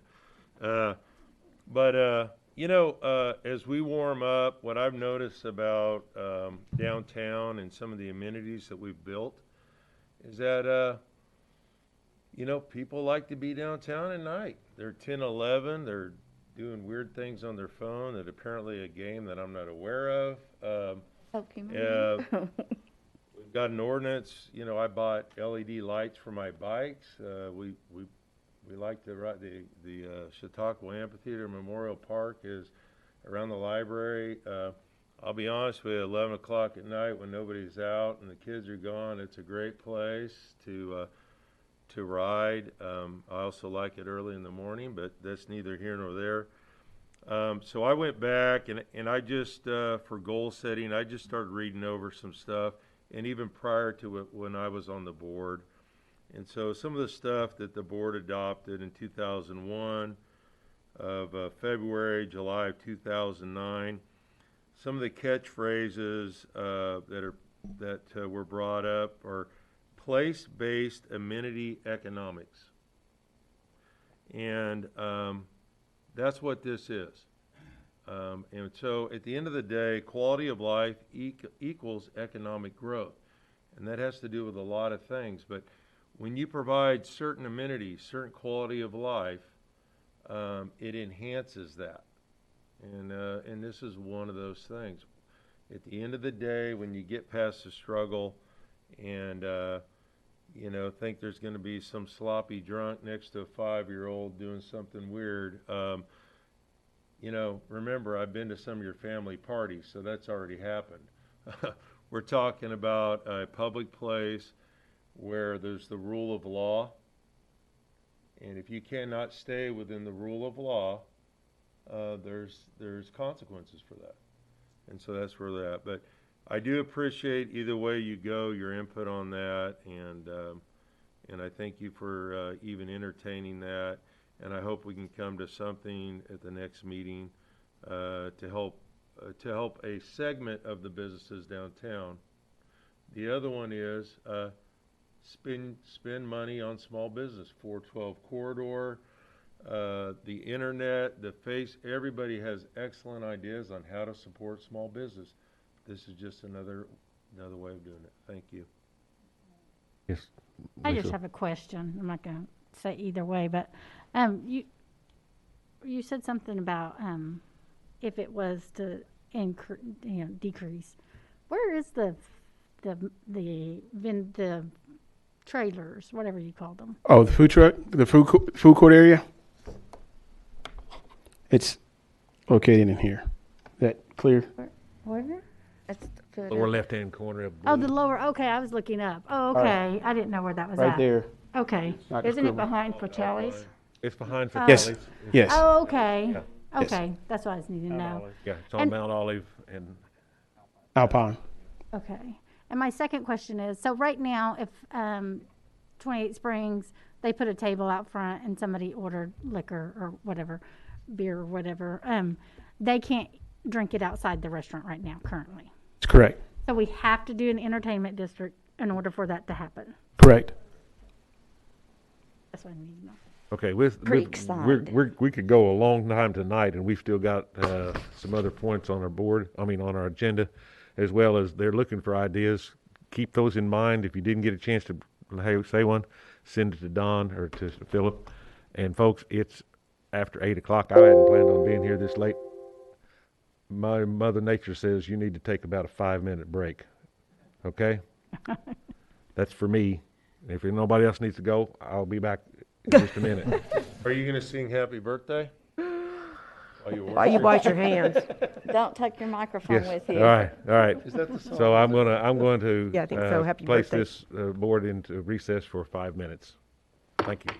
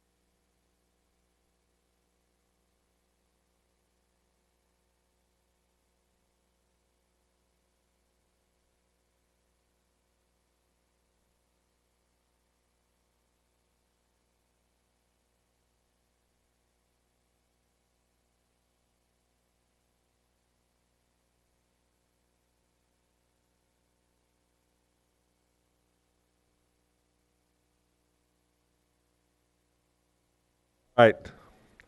So thank you all for allowing me to do that. And because I would have anyway, whether you didn't allow me or not. Let's see. This meeting is called to order. This board meeting for the city of Siloam Springs. And we'll move on unless we have someone who just has something they must say regarding the outdoor dining / entertainment district segment. We will move on to submitting Main Street redesign project to voters. Oh, no, we're not going to do that? That was a discussion earlier that it sounded like the board was, that was the discussion that do we allow, that's your call, but the discussion you had earlier was you were going to have staff reports and that was it, like is historically the case. So that's not my call. Oh, I got you. Yeah, I see what you mean. I was just saying, I was meant for the board, we were going to move on, is what I meant. I didn't mean to open it up to the public. I'm sorry. That wasn't that wasn't my intent. It was to just, we will move on. Ma'am? Can I ask you, right here? Philip, yes. Anything you need to know about the city of Siloam Springs, you can contact City Administrator Philip Patterson, ppatterson@siloamsprings.com. I will find the answer somehow, He some way. will find an answer. That's right. Thank you, ma'am. All right, then the board, we will move on to the next staff report item. Thank you, Mayor and Board. So, as we talked about earlier at the last official meeting where we were all here, Director Ressler requested staff to bring forward, or at least look into and bring forward, the concept of submitting the Main Street design project to a vote of the public. This is just an overview of that project from its intersection with Broadway, just at the bridge there at Sager Creek, and all the way out to Lincoln Street. I wanted to just, let me make sure this is turned on so I can, yep, there we go. So I wanted to just run through the project history a little bit. I won't read it all, but back in 2018, the board approved a contract with Craft and Toll to start the preliminary designs to get to 30% designs. We had open houses during that time. We had some public meetings. We had a meeting at the library. We had walking tours. May of 2019, we had in March of 2019, there was a joint workshop presenting those preliminary engineering designs to the Planning Commission and the board at a joint workshop. And then the final 30% designs were presented to the board in May of 2019, and along with some very rough estimates of cost. And then back in July of 2019, the board had a workshop to discuss various financing options. Nothing was decided. Then in September of 2019, the board approved an application, or approved applying for a grant from the Walton Family Foundation that would pay for 50% of the remaining engineering design. And then in November, you approved acceptance of that grant. And in February of this year, you entered into a contract with Craft and Toll to complete the design to get to the final engineering designs at a price of $286,000 plus up to 9% reimbursable expenses. And then the last thing to date was back in April of this year, us notifying Craft and Toll that the project was on hold for the moment due to the COVID-19 budget cuts. Jay looked at the issue of how do you present something on the ballot for the voters to decide upon. And basically, the board needs to adopt or at least approve something, deny some project, some issue. And usually that's done by way of an ordinance. And then the board adopts a second ordinance detailing the question that would be submitted to the voters on the ballot. And then that question is then filed with the County Election Commission to go on a ballot no less than 70 days prior to the election. The I think the issue is in questioning whether or not to submit this to the voters is I think it needs to come to an end. There needs to be a decision by the board on the design, on what the design includes. In the contract with Craft and Toll, there was a request to do a design and to include option A and option B. Option A would be maybe a roundabout. Option B would be a redesign of the 5 Points intersection. That hasn't been decided. We also asked Craft and Toll to do a bare bones minimum. What would be the minimum that needs to be done to get the sidewalk or side path, whatever it is, from point A to point B, and not the other things that were included in the 30% design. So from staff's perspective, being that it's in the design phase, we're still contractually obligated to Craft and Toll, and the only decision by the board to date has been to get to the design, to get to a final design.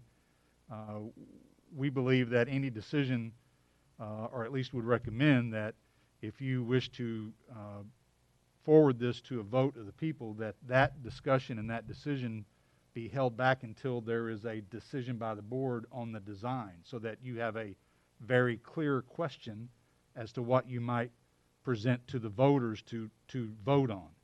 And until we get to that point, it seems that I'm not sure what the question would be, because we don't know exactly what the design is and what the funding might be or what the cost is.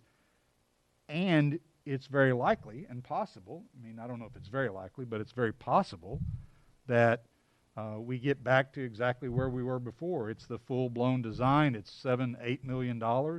And the board say, maybe we really like the design, but it's too expensive and we're not going to do this. And then it would seem like there wouldn't be any reason to send it to the voters. But that's the board's decision. Staff will support any decision as it relates to what the board decides for that. But in looking at it, it's apparent that there has to be some formal decision by the board, I think, on the project before you put it to a vote of the people. And with that, I'm available for any questions. And if you don't have much questions, I'll go into the formal administrator's report. Thank you. Lisa? I'd like to add on to what Philip had said. The reason I brought this up is,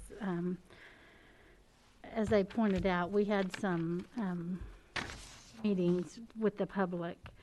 When Craft and Toll, and this is what has been brought to me by the citizens, I see this has been a controversy. There's some points, great points, that have been made by the citizens that I think some things need to go to the vote of the people. When Craft and Toll held the public information meetings and took additional information, there was no option for not doing the project. There was only options for, okay, here, we're going to do the project, and here's your options. I would like to know, just for the record, how many people attended those meetings? Does anybody remember? I tried to go back through the videos and watch. Do you remember? Don's not in here, is he? No, he had to leave. But they said, I mean, probably 200-300 people, and there's 16,000, almost 17,000, according to the last survey. The population is almost 17,000. What percent of the population does that, percent of the population does that represent? And this is hard to talk. Sorry, I'm taking this off. And that was one of the arguments was, that it represented such a little percent of the population. And somebody brought up that the library was supposed to cost, we built the library, and I love the library. I'm not going to complain about the library. I love the library. But it was supposed to be a $4 million project and ended up being a $7 million project. And so the point is, nothing is always, we always say, and we can probably go back through history and see this, that we say, oh, a project's going to be 4, 5, 6 million, and it ends up being 8, 9, 10 million. And we're talking about citizens' money. And so the citizens have complained, why do we not have a voice on this except at the meetings? And then they felt like they're not heard at the meetings. So that's the reason I brought it up, that we're here to represent the citizens. And I just want them to have a voice when we're spending that much money.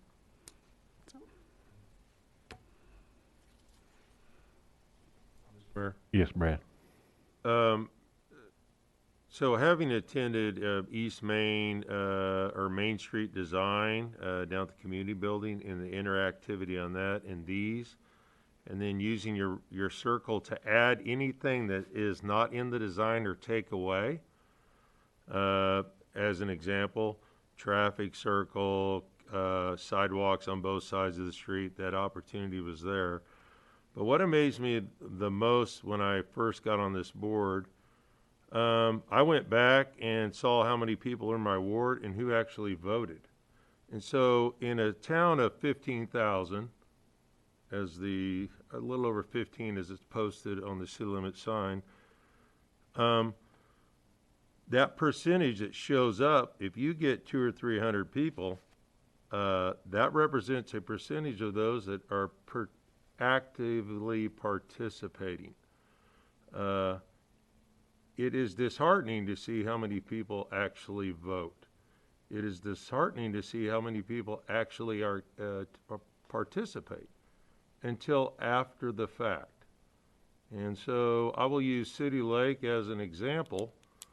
All respect to Mr. Holloway. If you look back and oh, this will be fun. He's going to leash out on me. But if you look back on his previous comments about some of the quality of life projects, and then he brought up some excellent ideas. They're excellent ideas. Those are the folks that when we're doing these projects are supposed to show up at the meetings and participate. And I will go one step further. As a board member, I have at large, and I have specifically Ward 2. That's who I represent to the best of my ability. I can't meet with every one of them.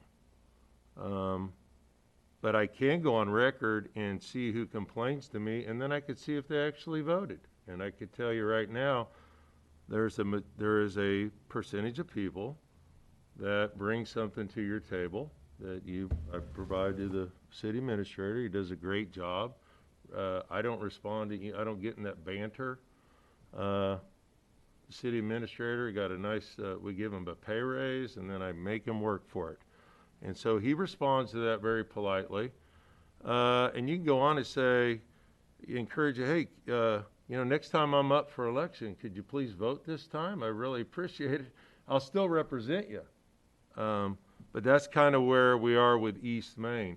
We're in a process, and I don't know where that process is going to lead. And there's a couple other projects out. I don't know where they're going to lead. But at the end of the day, the people that show up for a town our size, we have had great representation. But we will not represent everybody. It is impossible. It's not going to happen. I wish more people, and I think we've all said this before, we wish more people would get involved. We wish more people would get involved. And as we go further with that, I would love to, I don't know, what's our biggest building in town, We've flooded out the community building. We've packed the library little room up there before. I don't know, JB, you got something bigger? I'd love to have so much public participation that we have to do something bigger. We just don't have that much input. And I wish we did. Thank you. I also want to add that I didn't bring this up because I'm against Main Street. I brought it up because I'm trying to represent the citizens. So I'm not against it. And I have the city of Siloam's selecting Crafton Toll was a wise decision. They are an excellent company, and this has nothing to do with Crafton Toll either. They do excellent work, and so I just want to make sure that's clarified. Mr. Mayor. Mindy? On April 20th, Philip sent an email to us with an outlining of the budget cuts, and one of the cuts was, for now, Main Street Design, $130K. Was that for the design? We're not going to do that now? It is the cuts that relate to COVID, that was one of them. What I'm getting at is this has kind of naturally just been pushed out.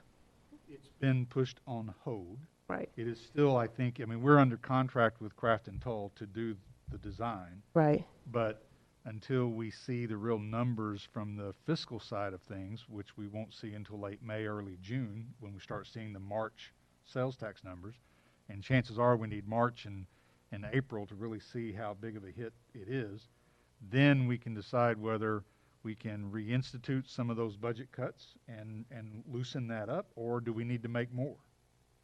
And we really need to see the design before we know how much we're going to end up spending on this project. I think that the more detailed design, the better you can sharpen your pencils on what the numbers are. And the idea was to possibly even go to bid and see what the numbers are, but that's a decision once you get the design. So I'm back. We're a little ways out of being able to take this before the community for a vote anyway. I think so, and I couldn't, and maybe I should have asked Director Ressler after that. But COVID-19 took over everything. The idea was I didn't know if Director Ressler wanted this to go to a vote now,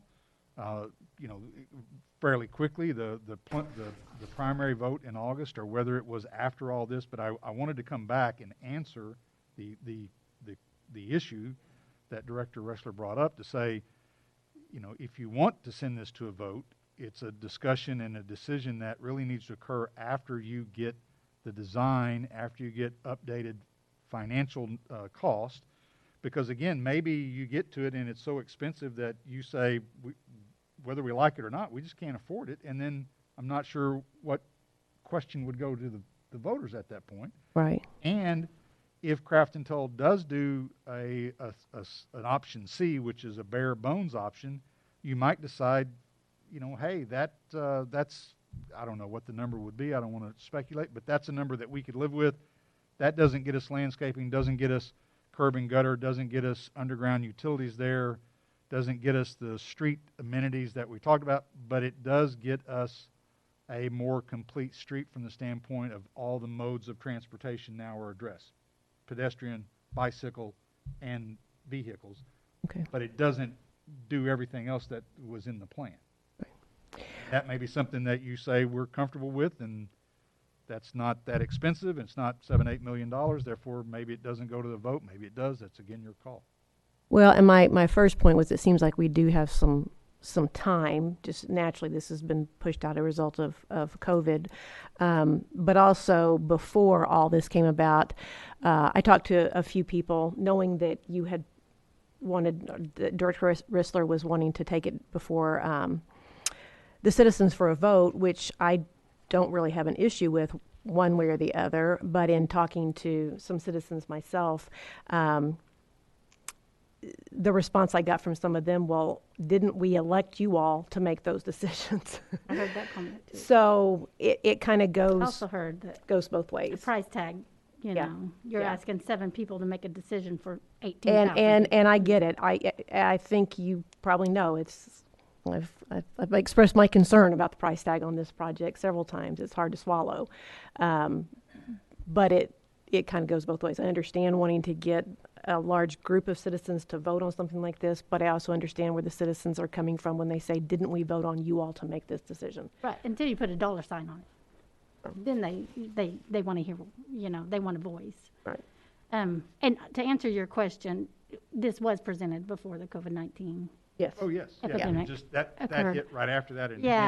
And so do I have to resubmit the request in the future if it looks like it, or does this just cover it and it's part of the conversation from now on? I think it covers it for now. That the question of whether or not the board wants to send this to a vote needs to come back when the time is ripe, for lack of a better term, when you have a definitive plan, let's say, and then whether or not you're going to fund it, whether or not you're going to vote for it or vote against it, and some decision on that plan I think needs to be made so that there's a definitive question that can be written as to what you're asking the voters to do. So does that help? Mm-hmm. Okay.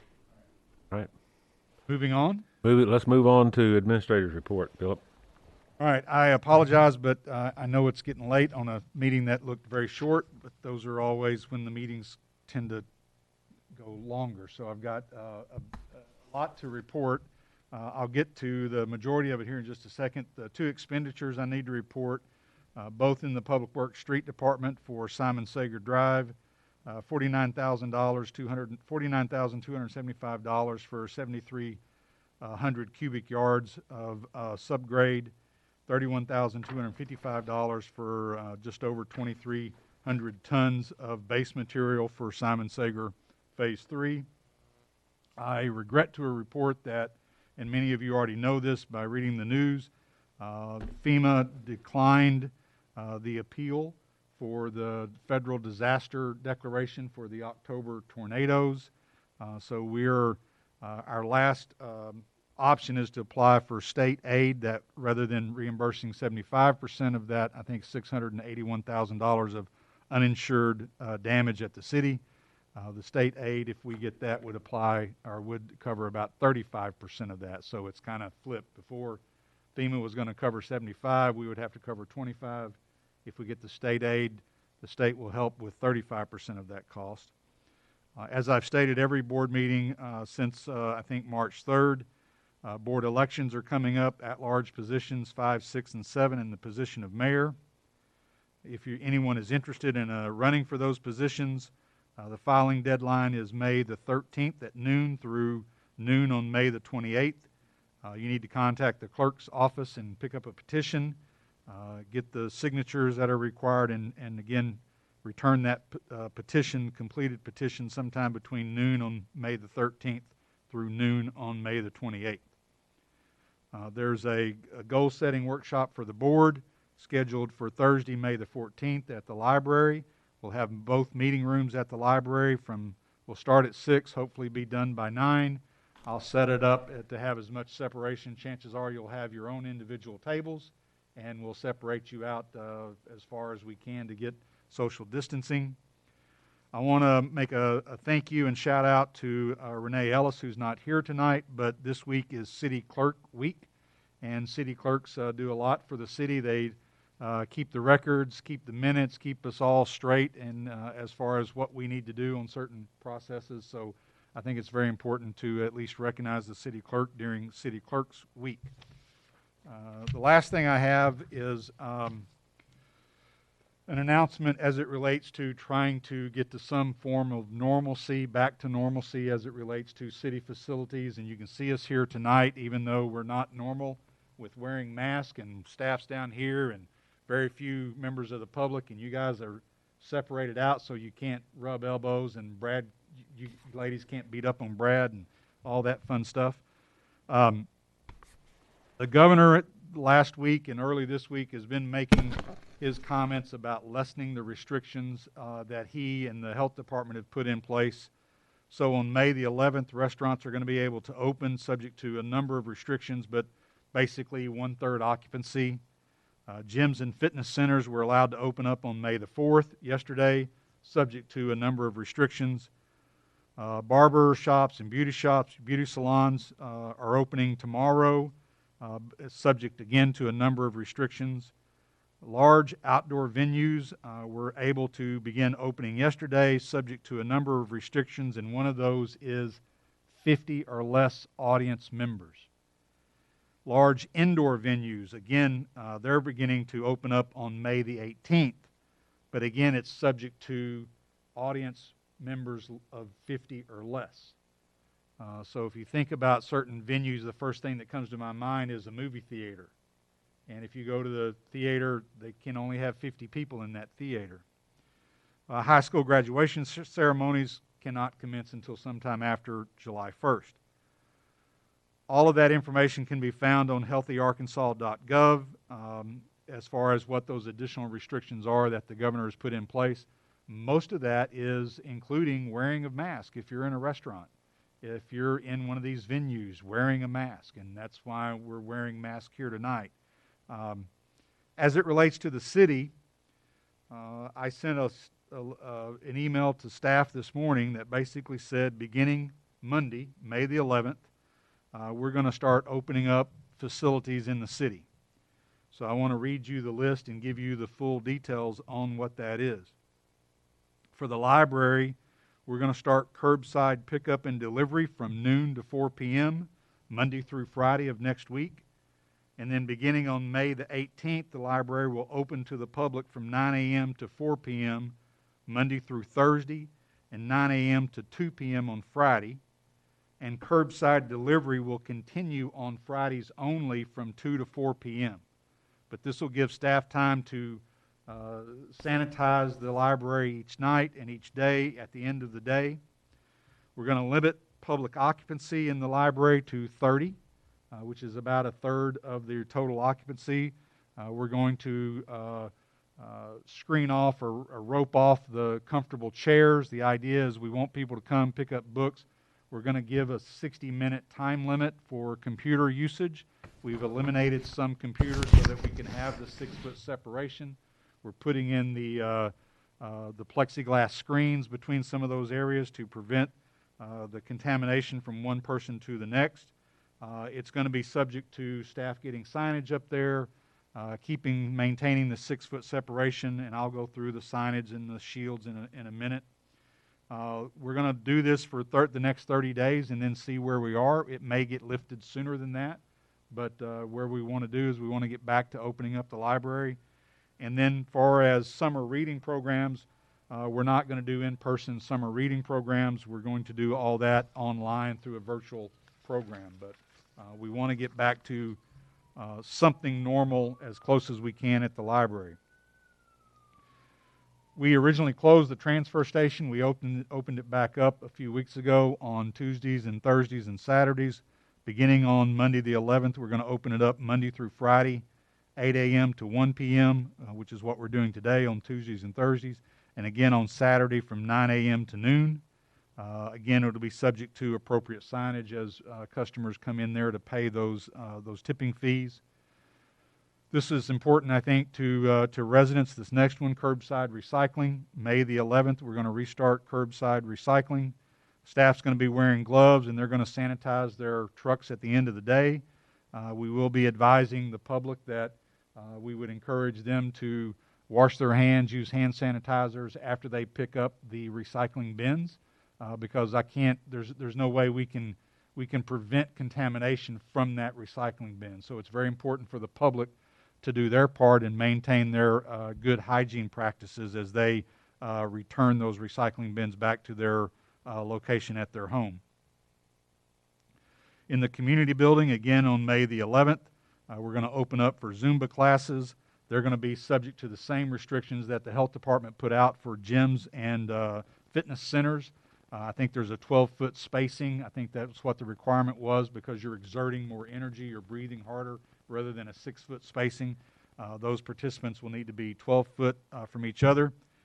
And then beginning on the 16th, in conjunction with the large indoor venue opening, we'll open up the community building for the availability for groups of 50 or less, again, subject to those same restrictions for large indoor venues. We'll have signage there. The lobbies of animal shelter, community development, city hall, utility billing, police, parks, fire, electric, public works, we're going to open up all of those for normal operations again, beginning on May the 11th. If you walked in today, you saw the screen there, the shield that's out there between the two utility billing windows. We're going to have signage, and I'll tell you what that signage is going to be shortly. We're going to ask the public to do their part to help us protect them and city staff. But people will be able to come back to City Hall and pay their bills like they used to. They won't need to make any sort of scheduled appointments to come and pay their bills. In the courts, we'll reopen for defendants to make payments and payment arrangements, subject to, again, the appropriate signage. And then beginning on May 18th, the court will open for arraignments on Monday and Tuesdays, beginning at 8:30. And then beginning on June 1st, the court will open up for 2 different sessions of arrangements, one at 8:30 and one at 10:30. This is all subject to Supreme Court decisions as it relates to courts. They override the city, but that's an allowance that we can do at this point. On the park amenities, playground equipment, picnic tables, restrooms, dog park, we're going to open that up. We're going to put signage out there. We want to do it on the 11th if we can get the signage out there. If we can't, it may be a day late, but I got to get signage out for all of those locations. There are amenities in the parks that we're not going to open, such as basketball, soccer, baseball, futsal. We've talked to JBU. Those activities where there is physical contact between the players, like basketball, the governor said that that's not appropriate at this time, so we're not going to open that up. Tennis will be opened because there's not physical contact typically, unless you're playing doubles and run into each other. But the park amenities, we feel like it's appropriate to do that as long as we can get the public to do their part. The Family Aquatic Center and the splash pad. At the last meeting, I indicated that we were going to try to open up the Family Aquatic Center in July. Since that time, I found a notice that was issued on April 7th that we didn't get a copy of from the Health Department that stated that all swimming pools licensed by the Health Department are to remain closed until further notice.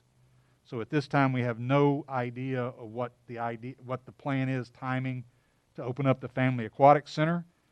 If and when we get the restriction lifted that we can open it up, it does not mean that we will, because we may lose out on being able to have lifeguards. And if we can't have lifeguards, then we can't open it up. And even though the splash pad isn't licensed by the state health department, we're going to treat the splash pad the same as the Family Aquatic Center. So if we don't open up the Family Aquatic Center, it's likely we may not open up the splash pad, at least until we get approval from the health department. And then we might open up the splash pad and turn it on, because I don't have to have lifeguards there. The Chautauqua Amphitheater, based on the current restrictions for large outdoor venues being limited to 50 people, I don't see any events occurring at the amphitheater at this time. It's very difficult, even though we've just spent $3.5 million last year to do the splash pad and the amphitheater, and now we can't really use them. It's a difficult thing, but I think it's the right thing to do. It would be very difficult, in my opinion, to spend public money to have a band come and then only allow 50 members of the public to attend. So at this time, we're not planning on any venues or any events at Chautauqua Amphitheater. City-sponsored events, city-permitted events, we're going to hold those to the same restrictions for large outdoor venues and large indoor venues. So we had a request the other day about a parade permit. No parade permits because it would be more than 50 people. We can't control that. And if we can't control it, I don't think we're going to be able to permit those city events or sponsor those events or permit that. That being said, the governor's original restriction on indoor meetings and the limit of 10 does not apply to city board meetings. That's why we're here today and we can have more than 10 people in this room. We could call it a large indoor venue as long as we don't have more than 50 and we are wearing all of our masks. The 4th of July fireworks display is still scheduled at the moment, but a decision is going to have to be made around the 1st of June of whether or not to cancel or not. And I believe everybody would like to continue to have the 4th of July fireworks. I believe it would be good for the community to have something to celebrate. And we're going to do everything we can to try to figure out a way to do that, even if the restrictions are still in place. I'm just not sure how we do that yet. And then lastly, spring cleanup. We are going to reschedule spring cleanup for July or August, sometime before school starts. So there will be a spring cleanup in the summer, but that likely means that there won't be a fall cleanup because it wouldn't make a lot of sense to have one in July or August and another one in September or October. But we are trying to work that schedule out currently. As far as the signage goes at city facilities, we'll ask the members of the public to comply with the following. Do not enter the city facility if you feel sick or have a fever. We would ask that you wear a mask, that you maintain your social distancing, 6-foot separation, and that if you cough or sneeze, you do that into a tissue or into your sleeve. At the park amenities, we're going to ask the public to not use the facility again if you're sick or have a fever. Maintain social distancing. Maintain group sizes of 10 or less. Cough or sneeze into your sleeve or a tissue. And then we're going to include a note on those signs that the park amenities such as playground equipment and picnic tables are not sanitized, and that you should use at your own risk, and you should wash your hands and use hand sanitizer before and after the use on the playground. And we may need to even add, don't touch your face during the use of that. The information that we got out of the Homeland Security, the half-life of COVID-19 as the heat rises and the humidity increases and we get sunlight out on it, the half-life drops pretty dramatically. So we feel as we move into the summer months that those areas of the playground equipment that are in the sunlight will be not completely safe, but safer. But the problem is still the underside in the shade, those areas in the shade. But the half-life drops pretty dramatically even without the sunlight with heat and humidity. But we're going to, again, ask the public to do their part to maintain their safety, which is good hygiene. We have the park restrooms. We'll clean those and sanitize those once a day. We'll have a similar sign there. We're going to ask, again, the public to do their part as far as maintaining social distancing when they're in City Hall or at other city facilities. Wear the mask when they can, and we're not going to require them, but we're going to ask that everybody comply. And with that, that's all I have, and I'll be more than ready to answer any questions. You covered a lot, Philip. Thank you. It's been a difficult time to try to figure all that out and see where we're going and see where everybody else is going. I'll have a conversation with the mayor, and I will have a conversation with all the Northwest Arkansas mayors. I saw some of the cities referencing how they're starting to open up. Today I got copies on it, and that's generally sort of the same thing. I think we can do it, but we're going to need the help from the public because it's really up to us as a community, as citizens of Siloam Springs, the state of Arkansas, and the citizens of the United States to defeat this thing. And it's going to take, an effort by everybody to do that. Thank you. These Zoom conferences with the other mayors are interesting on how they're handling some of these situations and what they're having or what they're not having. But we're all in the same boat. It's all uncharted waters. And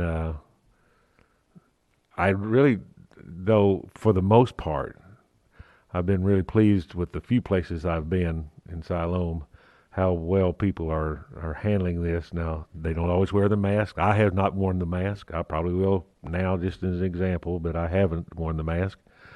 But I've made sure that I maintain my social spacing, which is evidently even more important than the masks, as long as you don't have a cough or sneezing or anything like that. But we're going to get through this, folks, and we keep saying we will. And sorry, I have one other thing. Okay. After the meeting, if all of you could stand in between the two flags, I would like to get a photo with your mask on. Okay. We can do that. Okay. We may have to spread the flags just a little bit, but take a deep breath, hold your breath. Okay. Get real close Okay. real quick, and I'll take a I got you. There we go. Smile. And Philip, smile too. Philip, Touch. I have to say that your hair is longer than I've seen you since I've known you, and I like the look. It looks good. Thank you, but I don't like it. Well, you can do that. You could have it as long as mine is. Starts doing this. That looks a little bozo-y there. Now, we didn't need to Like see it, 'cause that. That's what it starts looking like.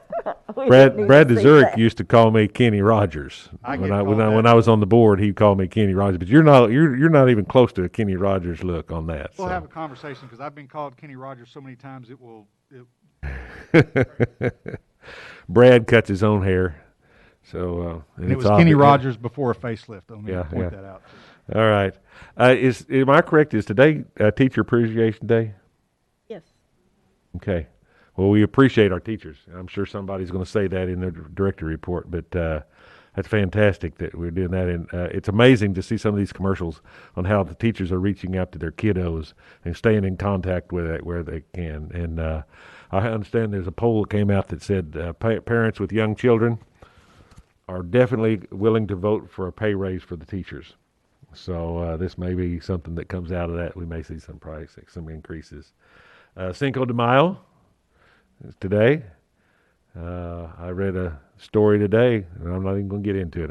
If you want it, I'll send it to you regarding the origins of Cinco de Mayo. And it's an interesting one, and I guarantee you've not heard it before. But again, thank you to the early retirees for their services. A lot of years. I didn't add that up, but there's well over 100 years there with 91. those. What's there? Just 91. Okay, I thought there was a little over. Okay, so really close. The quick math I thought was over 100, but okay. That's a Trump comment. I made a comment without thinking it through there, Rick. Oh my goodness. I appreciate this board. I appreciate your willingness to do what we need to do to be able to have our meetings and to have a little bit different way of handling it. You've done quite well. The Zooms were okay, and I think that's probably a good thing to invest in. Is that kind of things on those things, because the people are there's a lot of need for them, and the families. We're having family Zooms now, so that we never had before. So. Let's see, tonight, Director Smiley, you get to start it. Director Carroll, you get to adjourn. So I'm going to start it, and I'm going to be very quick. Okay. But I asked to be able to start it again next time. This has kind of gone on long, so I just want to thank Administrator Patterson and his staff for the continued leadership that he has given us in our city during this time. It's been tremendous, and we all needed that. I also appreciate the 4 employees that retired. Yesterday was International Firefighter Day. I want to thank all of our firefighters. The other thing that I want to remind everybody is we still need, if you haven't, to do the census. It's important to our community. It's where we get some of our tax dollars. It's based on our population. So if you haven't done your census, go online. I think they're going to start up bringing representatives back. So if you haven't had that opportunity. And thank you, Renee. I appreciate all you do. Wherever you are. Wherever you are. I doubt if she's watching. She's ill, so I doubt if she's watching it. So I figured she probably was. Mr. Bob. Thank you, Mr. Mayor. There's an old saying that the road to somewhere is paved with good intentions. My good intentions last meeting to forego part of my director's pay to show my appreciation to the staff and the employees. I got a reprimand on that because that turned out being against the law. So I now know that it's not very good for a director to violate the law. So what I did was I fell back to my secondary position, which was Director Burns' primary position. And I have been spending my money with local businesses, and I encourage everyone to do that. Not that we didn't do a lot of that before, but we have concentrated on that. And it's amazing. I know the sales tax are going to be down, but boy, I tell you what, some of the ones I went to, I'd be amazed if they were down. When you have to stand in about a quarter of a mile line to get around Brahms or some of these other smaller places, it's good. It's good, and I'm glad to see that. I do second Director Smiley's appreciation for Administrator Patterson and his staff and all of the employees of the city. They're doing an outstanding job. I think I mentioned last meeting I have taken on a very great appreciation for the recycle guy. I have been to the transfer station where you can go and do your own recycling. Man, I didn't have very good discipline until now, so that'll improve, I'm sure. And I appreciate the efforts that everybody is making in the city. And we just pray that this whole thing won't be done with very quickly and we can get back to normal. Thank you very much.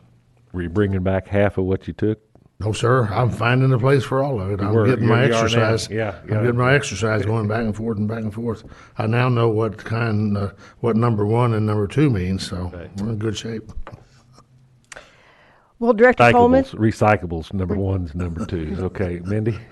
I appreciated Dr. Coleman, our Director Coleman's offer with his board salary. I would remind you that there are also lots of local nonprofits in Siloam Springs that could benefit from any extra donations people may want to give. And in fact, I believe today is a Giving Tuesday. Yes. And I believe that if you went home and got online, you could probably find someone to give to even today. So, as part of Giving Tuesday. Yeah, lots of appreciation going around tonight to the city staff, to the firefighters, to Renee, to teachers. This whole week actually is designated Teacher Appreciation Week, but I think today is the actual Teacher Appreciation Day that has celebrated. And I've noticed that some of the schools and parents are still trying to do things for kids, so for the teachers, so that's great. Congratulations to the retirees. Yeah, I came up with between 18 and 27 years for a total of 91 years served by those who took the early retirement, and I wish them their best. Appreciate the recommendations regarding the stickers for the well, I guess all police and fire vehicles, and I would be in support of that if that's what the fire and police departments want to do. And we have the funding available. I also appreciate the request for the City Lake improvements with the pier and making it a little bit more conducive for fishing out there. And one of the reasons why I appreciate it is because it is reaching to just another segment of our population in Siloam. It's that quality of life that Director Burns referred to, just like our bike paths are there for people who enjoy biking, and our parks are there for people who enjoy taking their families to play on the park equipment. You know, the city's able to provide a lot of different things for a lot of different people, and I want us all to kind of consider that, you know, I'm not a fisherman, so I'm probably not going to go fishing a lot, but I sure do like the bike trails, and someone that might not like the bike trails might want to do the fishing. So if we can do a little for a lot, I think that's a great thing to do. So, and just I'm going to end with, as we continue to navigate these uncharted waters, as you mentioned before, I just think it's important that we be kind and patient with each other. Thank you, Mindy. Brad? Almost everything Director Hunt said, except for the last 2 segments. No, I'm Don't be kind. Short meetings, I do appreciate the conversation tonight, and even though we go long, it is worth our time because it's for the citizens. And so I appreciate everybody's input, and we can agree to disagree as we move the city forward. I just respectfully ask for us to keep it professional, and we keep it here at the table and reach out to your folks. I have an off the wall I'm going to say, but I promised a couple of folks I would. I don't ride a motorcycle, but those that do, apparently, when you mow the lawn and you throw it out in the road and you don't tidy up after yourself, it makes a little havoc on the motorcycle drivers. I know we don't have a city ordinance. That's a tough one to enforce. I personally have a backpack blower, and I blow a large segment of the connectivity trail in Siloam because I might be OCD on a few things. But just be respectful of neighbors, and I know neighbors have talked to other neighbors, and it may be just what's going on. They're not getting along very well right now, but be courteous and kind to those neighbors, and follow the guidelines. Even if you don't like the guidelines, please be respectful and think of the collective whole. I have aging parents. Please think of those high at-risk groups instead of yourself, and just be humble and kind. Thank you. Marla? I just want to also agree with the thank you and the appreciation for the staff members that took the early retirement. That's a lot of years. I want to thank the essential and the frontline workers. It's amazing to see all the students that are working right now and how they're wearing their masks and gloves and they're so polite and kind. And it's just like they understand there's something's wrong's going on, but they're just, taking it. And I was reading some quotes today, and I don't know who wrote it, but it says, "Be thankful for the storms in our life because they create our story." And I know this is a big storm, but it's going to become part of us. And for the teachers, my daughter and son-in-law teach in Concord, and I get to hear firsthand what it's like to do the Zoom meetings. And they didn't show up today, but they were here last week. And so it's a new world for all of us. And I just want to leave you with a thought from Mother Teresa. To show great love for God and our neighbor, we need not do great things. It is how much love we put in the doing that makes our offering something beautiful for God. Marla, I'm disappointed in you. What'd I do? You didn't plug your nonprofit. The Manna Center? Yeah. Okay. I bought a cow. We have hamburger meat now. How's that? I did. Well, beef cattle prices have gone down, but beef has gone up if you can get it now. So that's. Well, they can come to us and get beef, pork, and chicken. All right. Very good. Thank you. Mm-hmm. Lisa? I want to say congratulations to Steve for being appointed to the Benton County Solid Waste District Board. We know you will represent Siloam Springs well. I spoke with Mr. Patterson today, and I'm sure if you're like me, my recycling is like in multiple bins. So he suggested using a cardboard box to put your extra recycling in. I just haven't made it to the recycling center, but I'll probably take mine and drop it off. But if you want to put it out, just put it in cardboard boxes instead of putting a container out there that they might get confused as a trash bin. Now that the governor has begun opening venues and other businesses, I would like to point out a few positives that I've seen and experienced the last few months right here in Siloam Springs. I've seen and heard of our community coming together and supporting our local small businesses. They will need our support in the future as well. A lot of individuals have been taking care of their neighbors that are not able to get out during this time.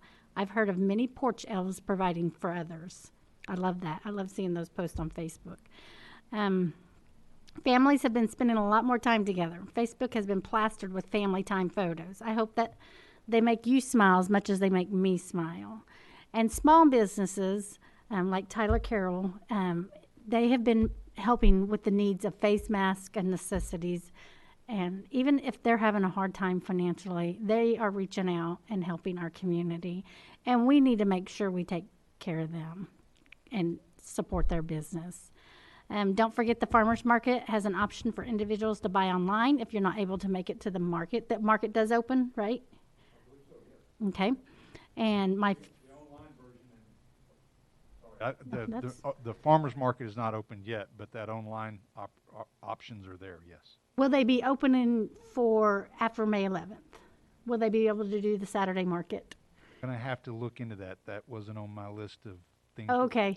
Today. It's just a great thing for our community because a lot of people are buying local now, and it's great. And so buying from our local farmers, and I've tried to post some online. I've tried to advertise for businesses.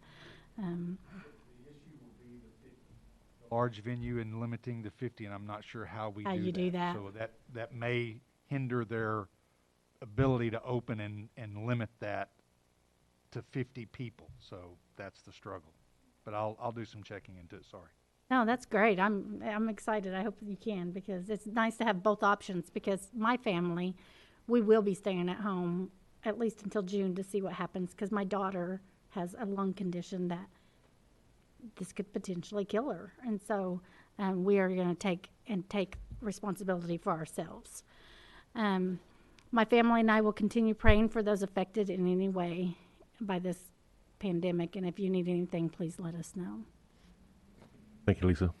All right. And Brad, thank you for bringing up the grass clippings issue, because That was an issue, in my neighborhood, I've got some neighborhood folks that it doesn't take a rocket scientist to take the first 2 rounds and blow it back into your yard, and then you can take off. I don't, because the city provides me with a ditch that if I try to discharge into the yard, I can't get my lawnmower in it because it just hangs up. So I have to do out.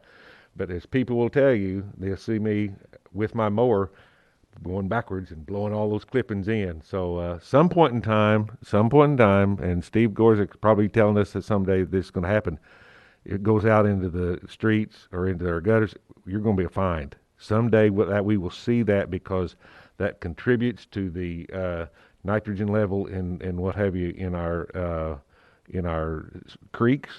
And we are on the bridge right at the entrance going into Oklahoma, and our discharge out of our wastewater treatment plant is watched closely and monitored, and so at some point in time, those things contribute to that issue, and sometimes we're going to have to. Plus, it just looks better, folks. Come on, it just looks tacky to see 5 foot of green grass this thick, and then you wonder why the grass is growing in your gutters. If you happen to have gutters or along sidewalks, you wonder why you got grass growing. It's because you're seeding it every time you mow.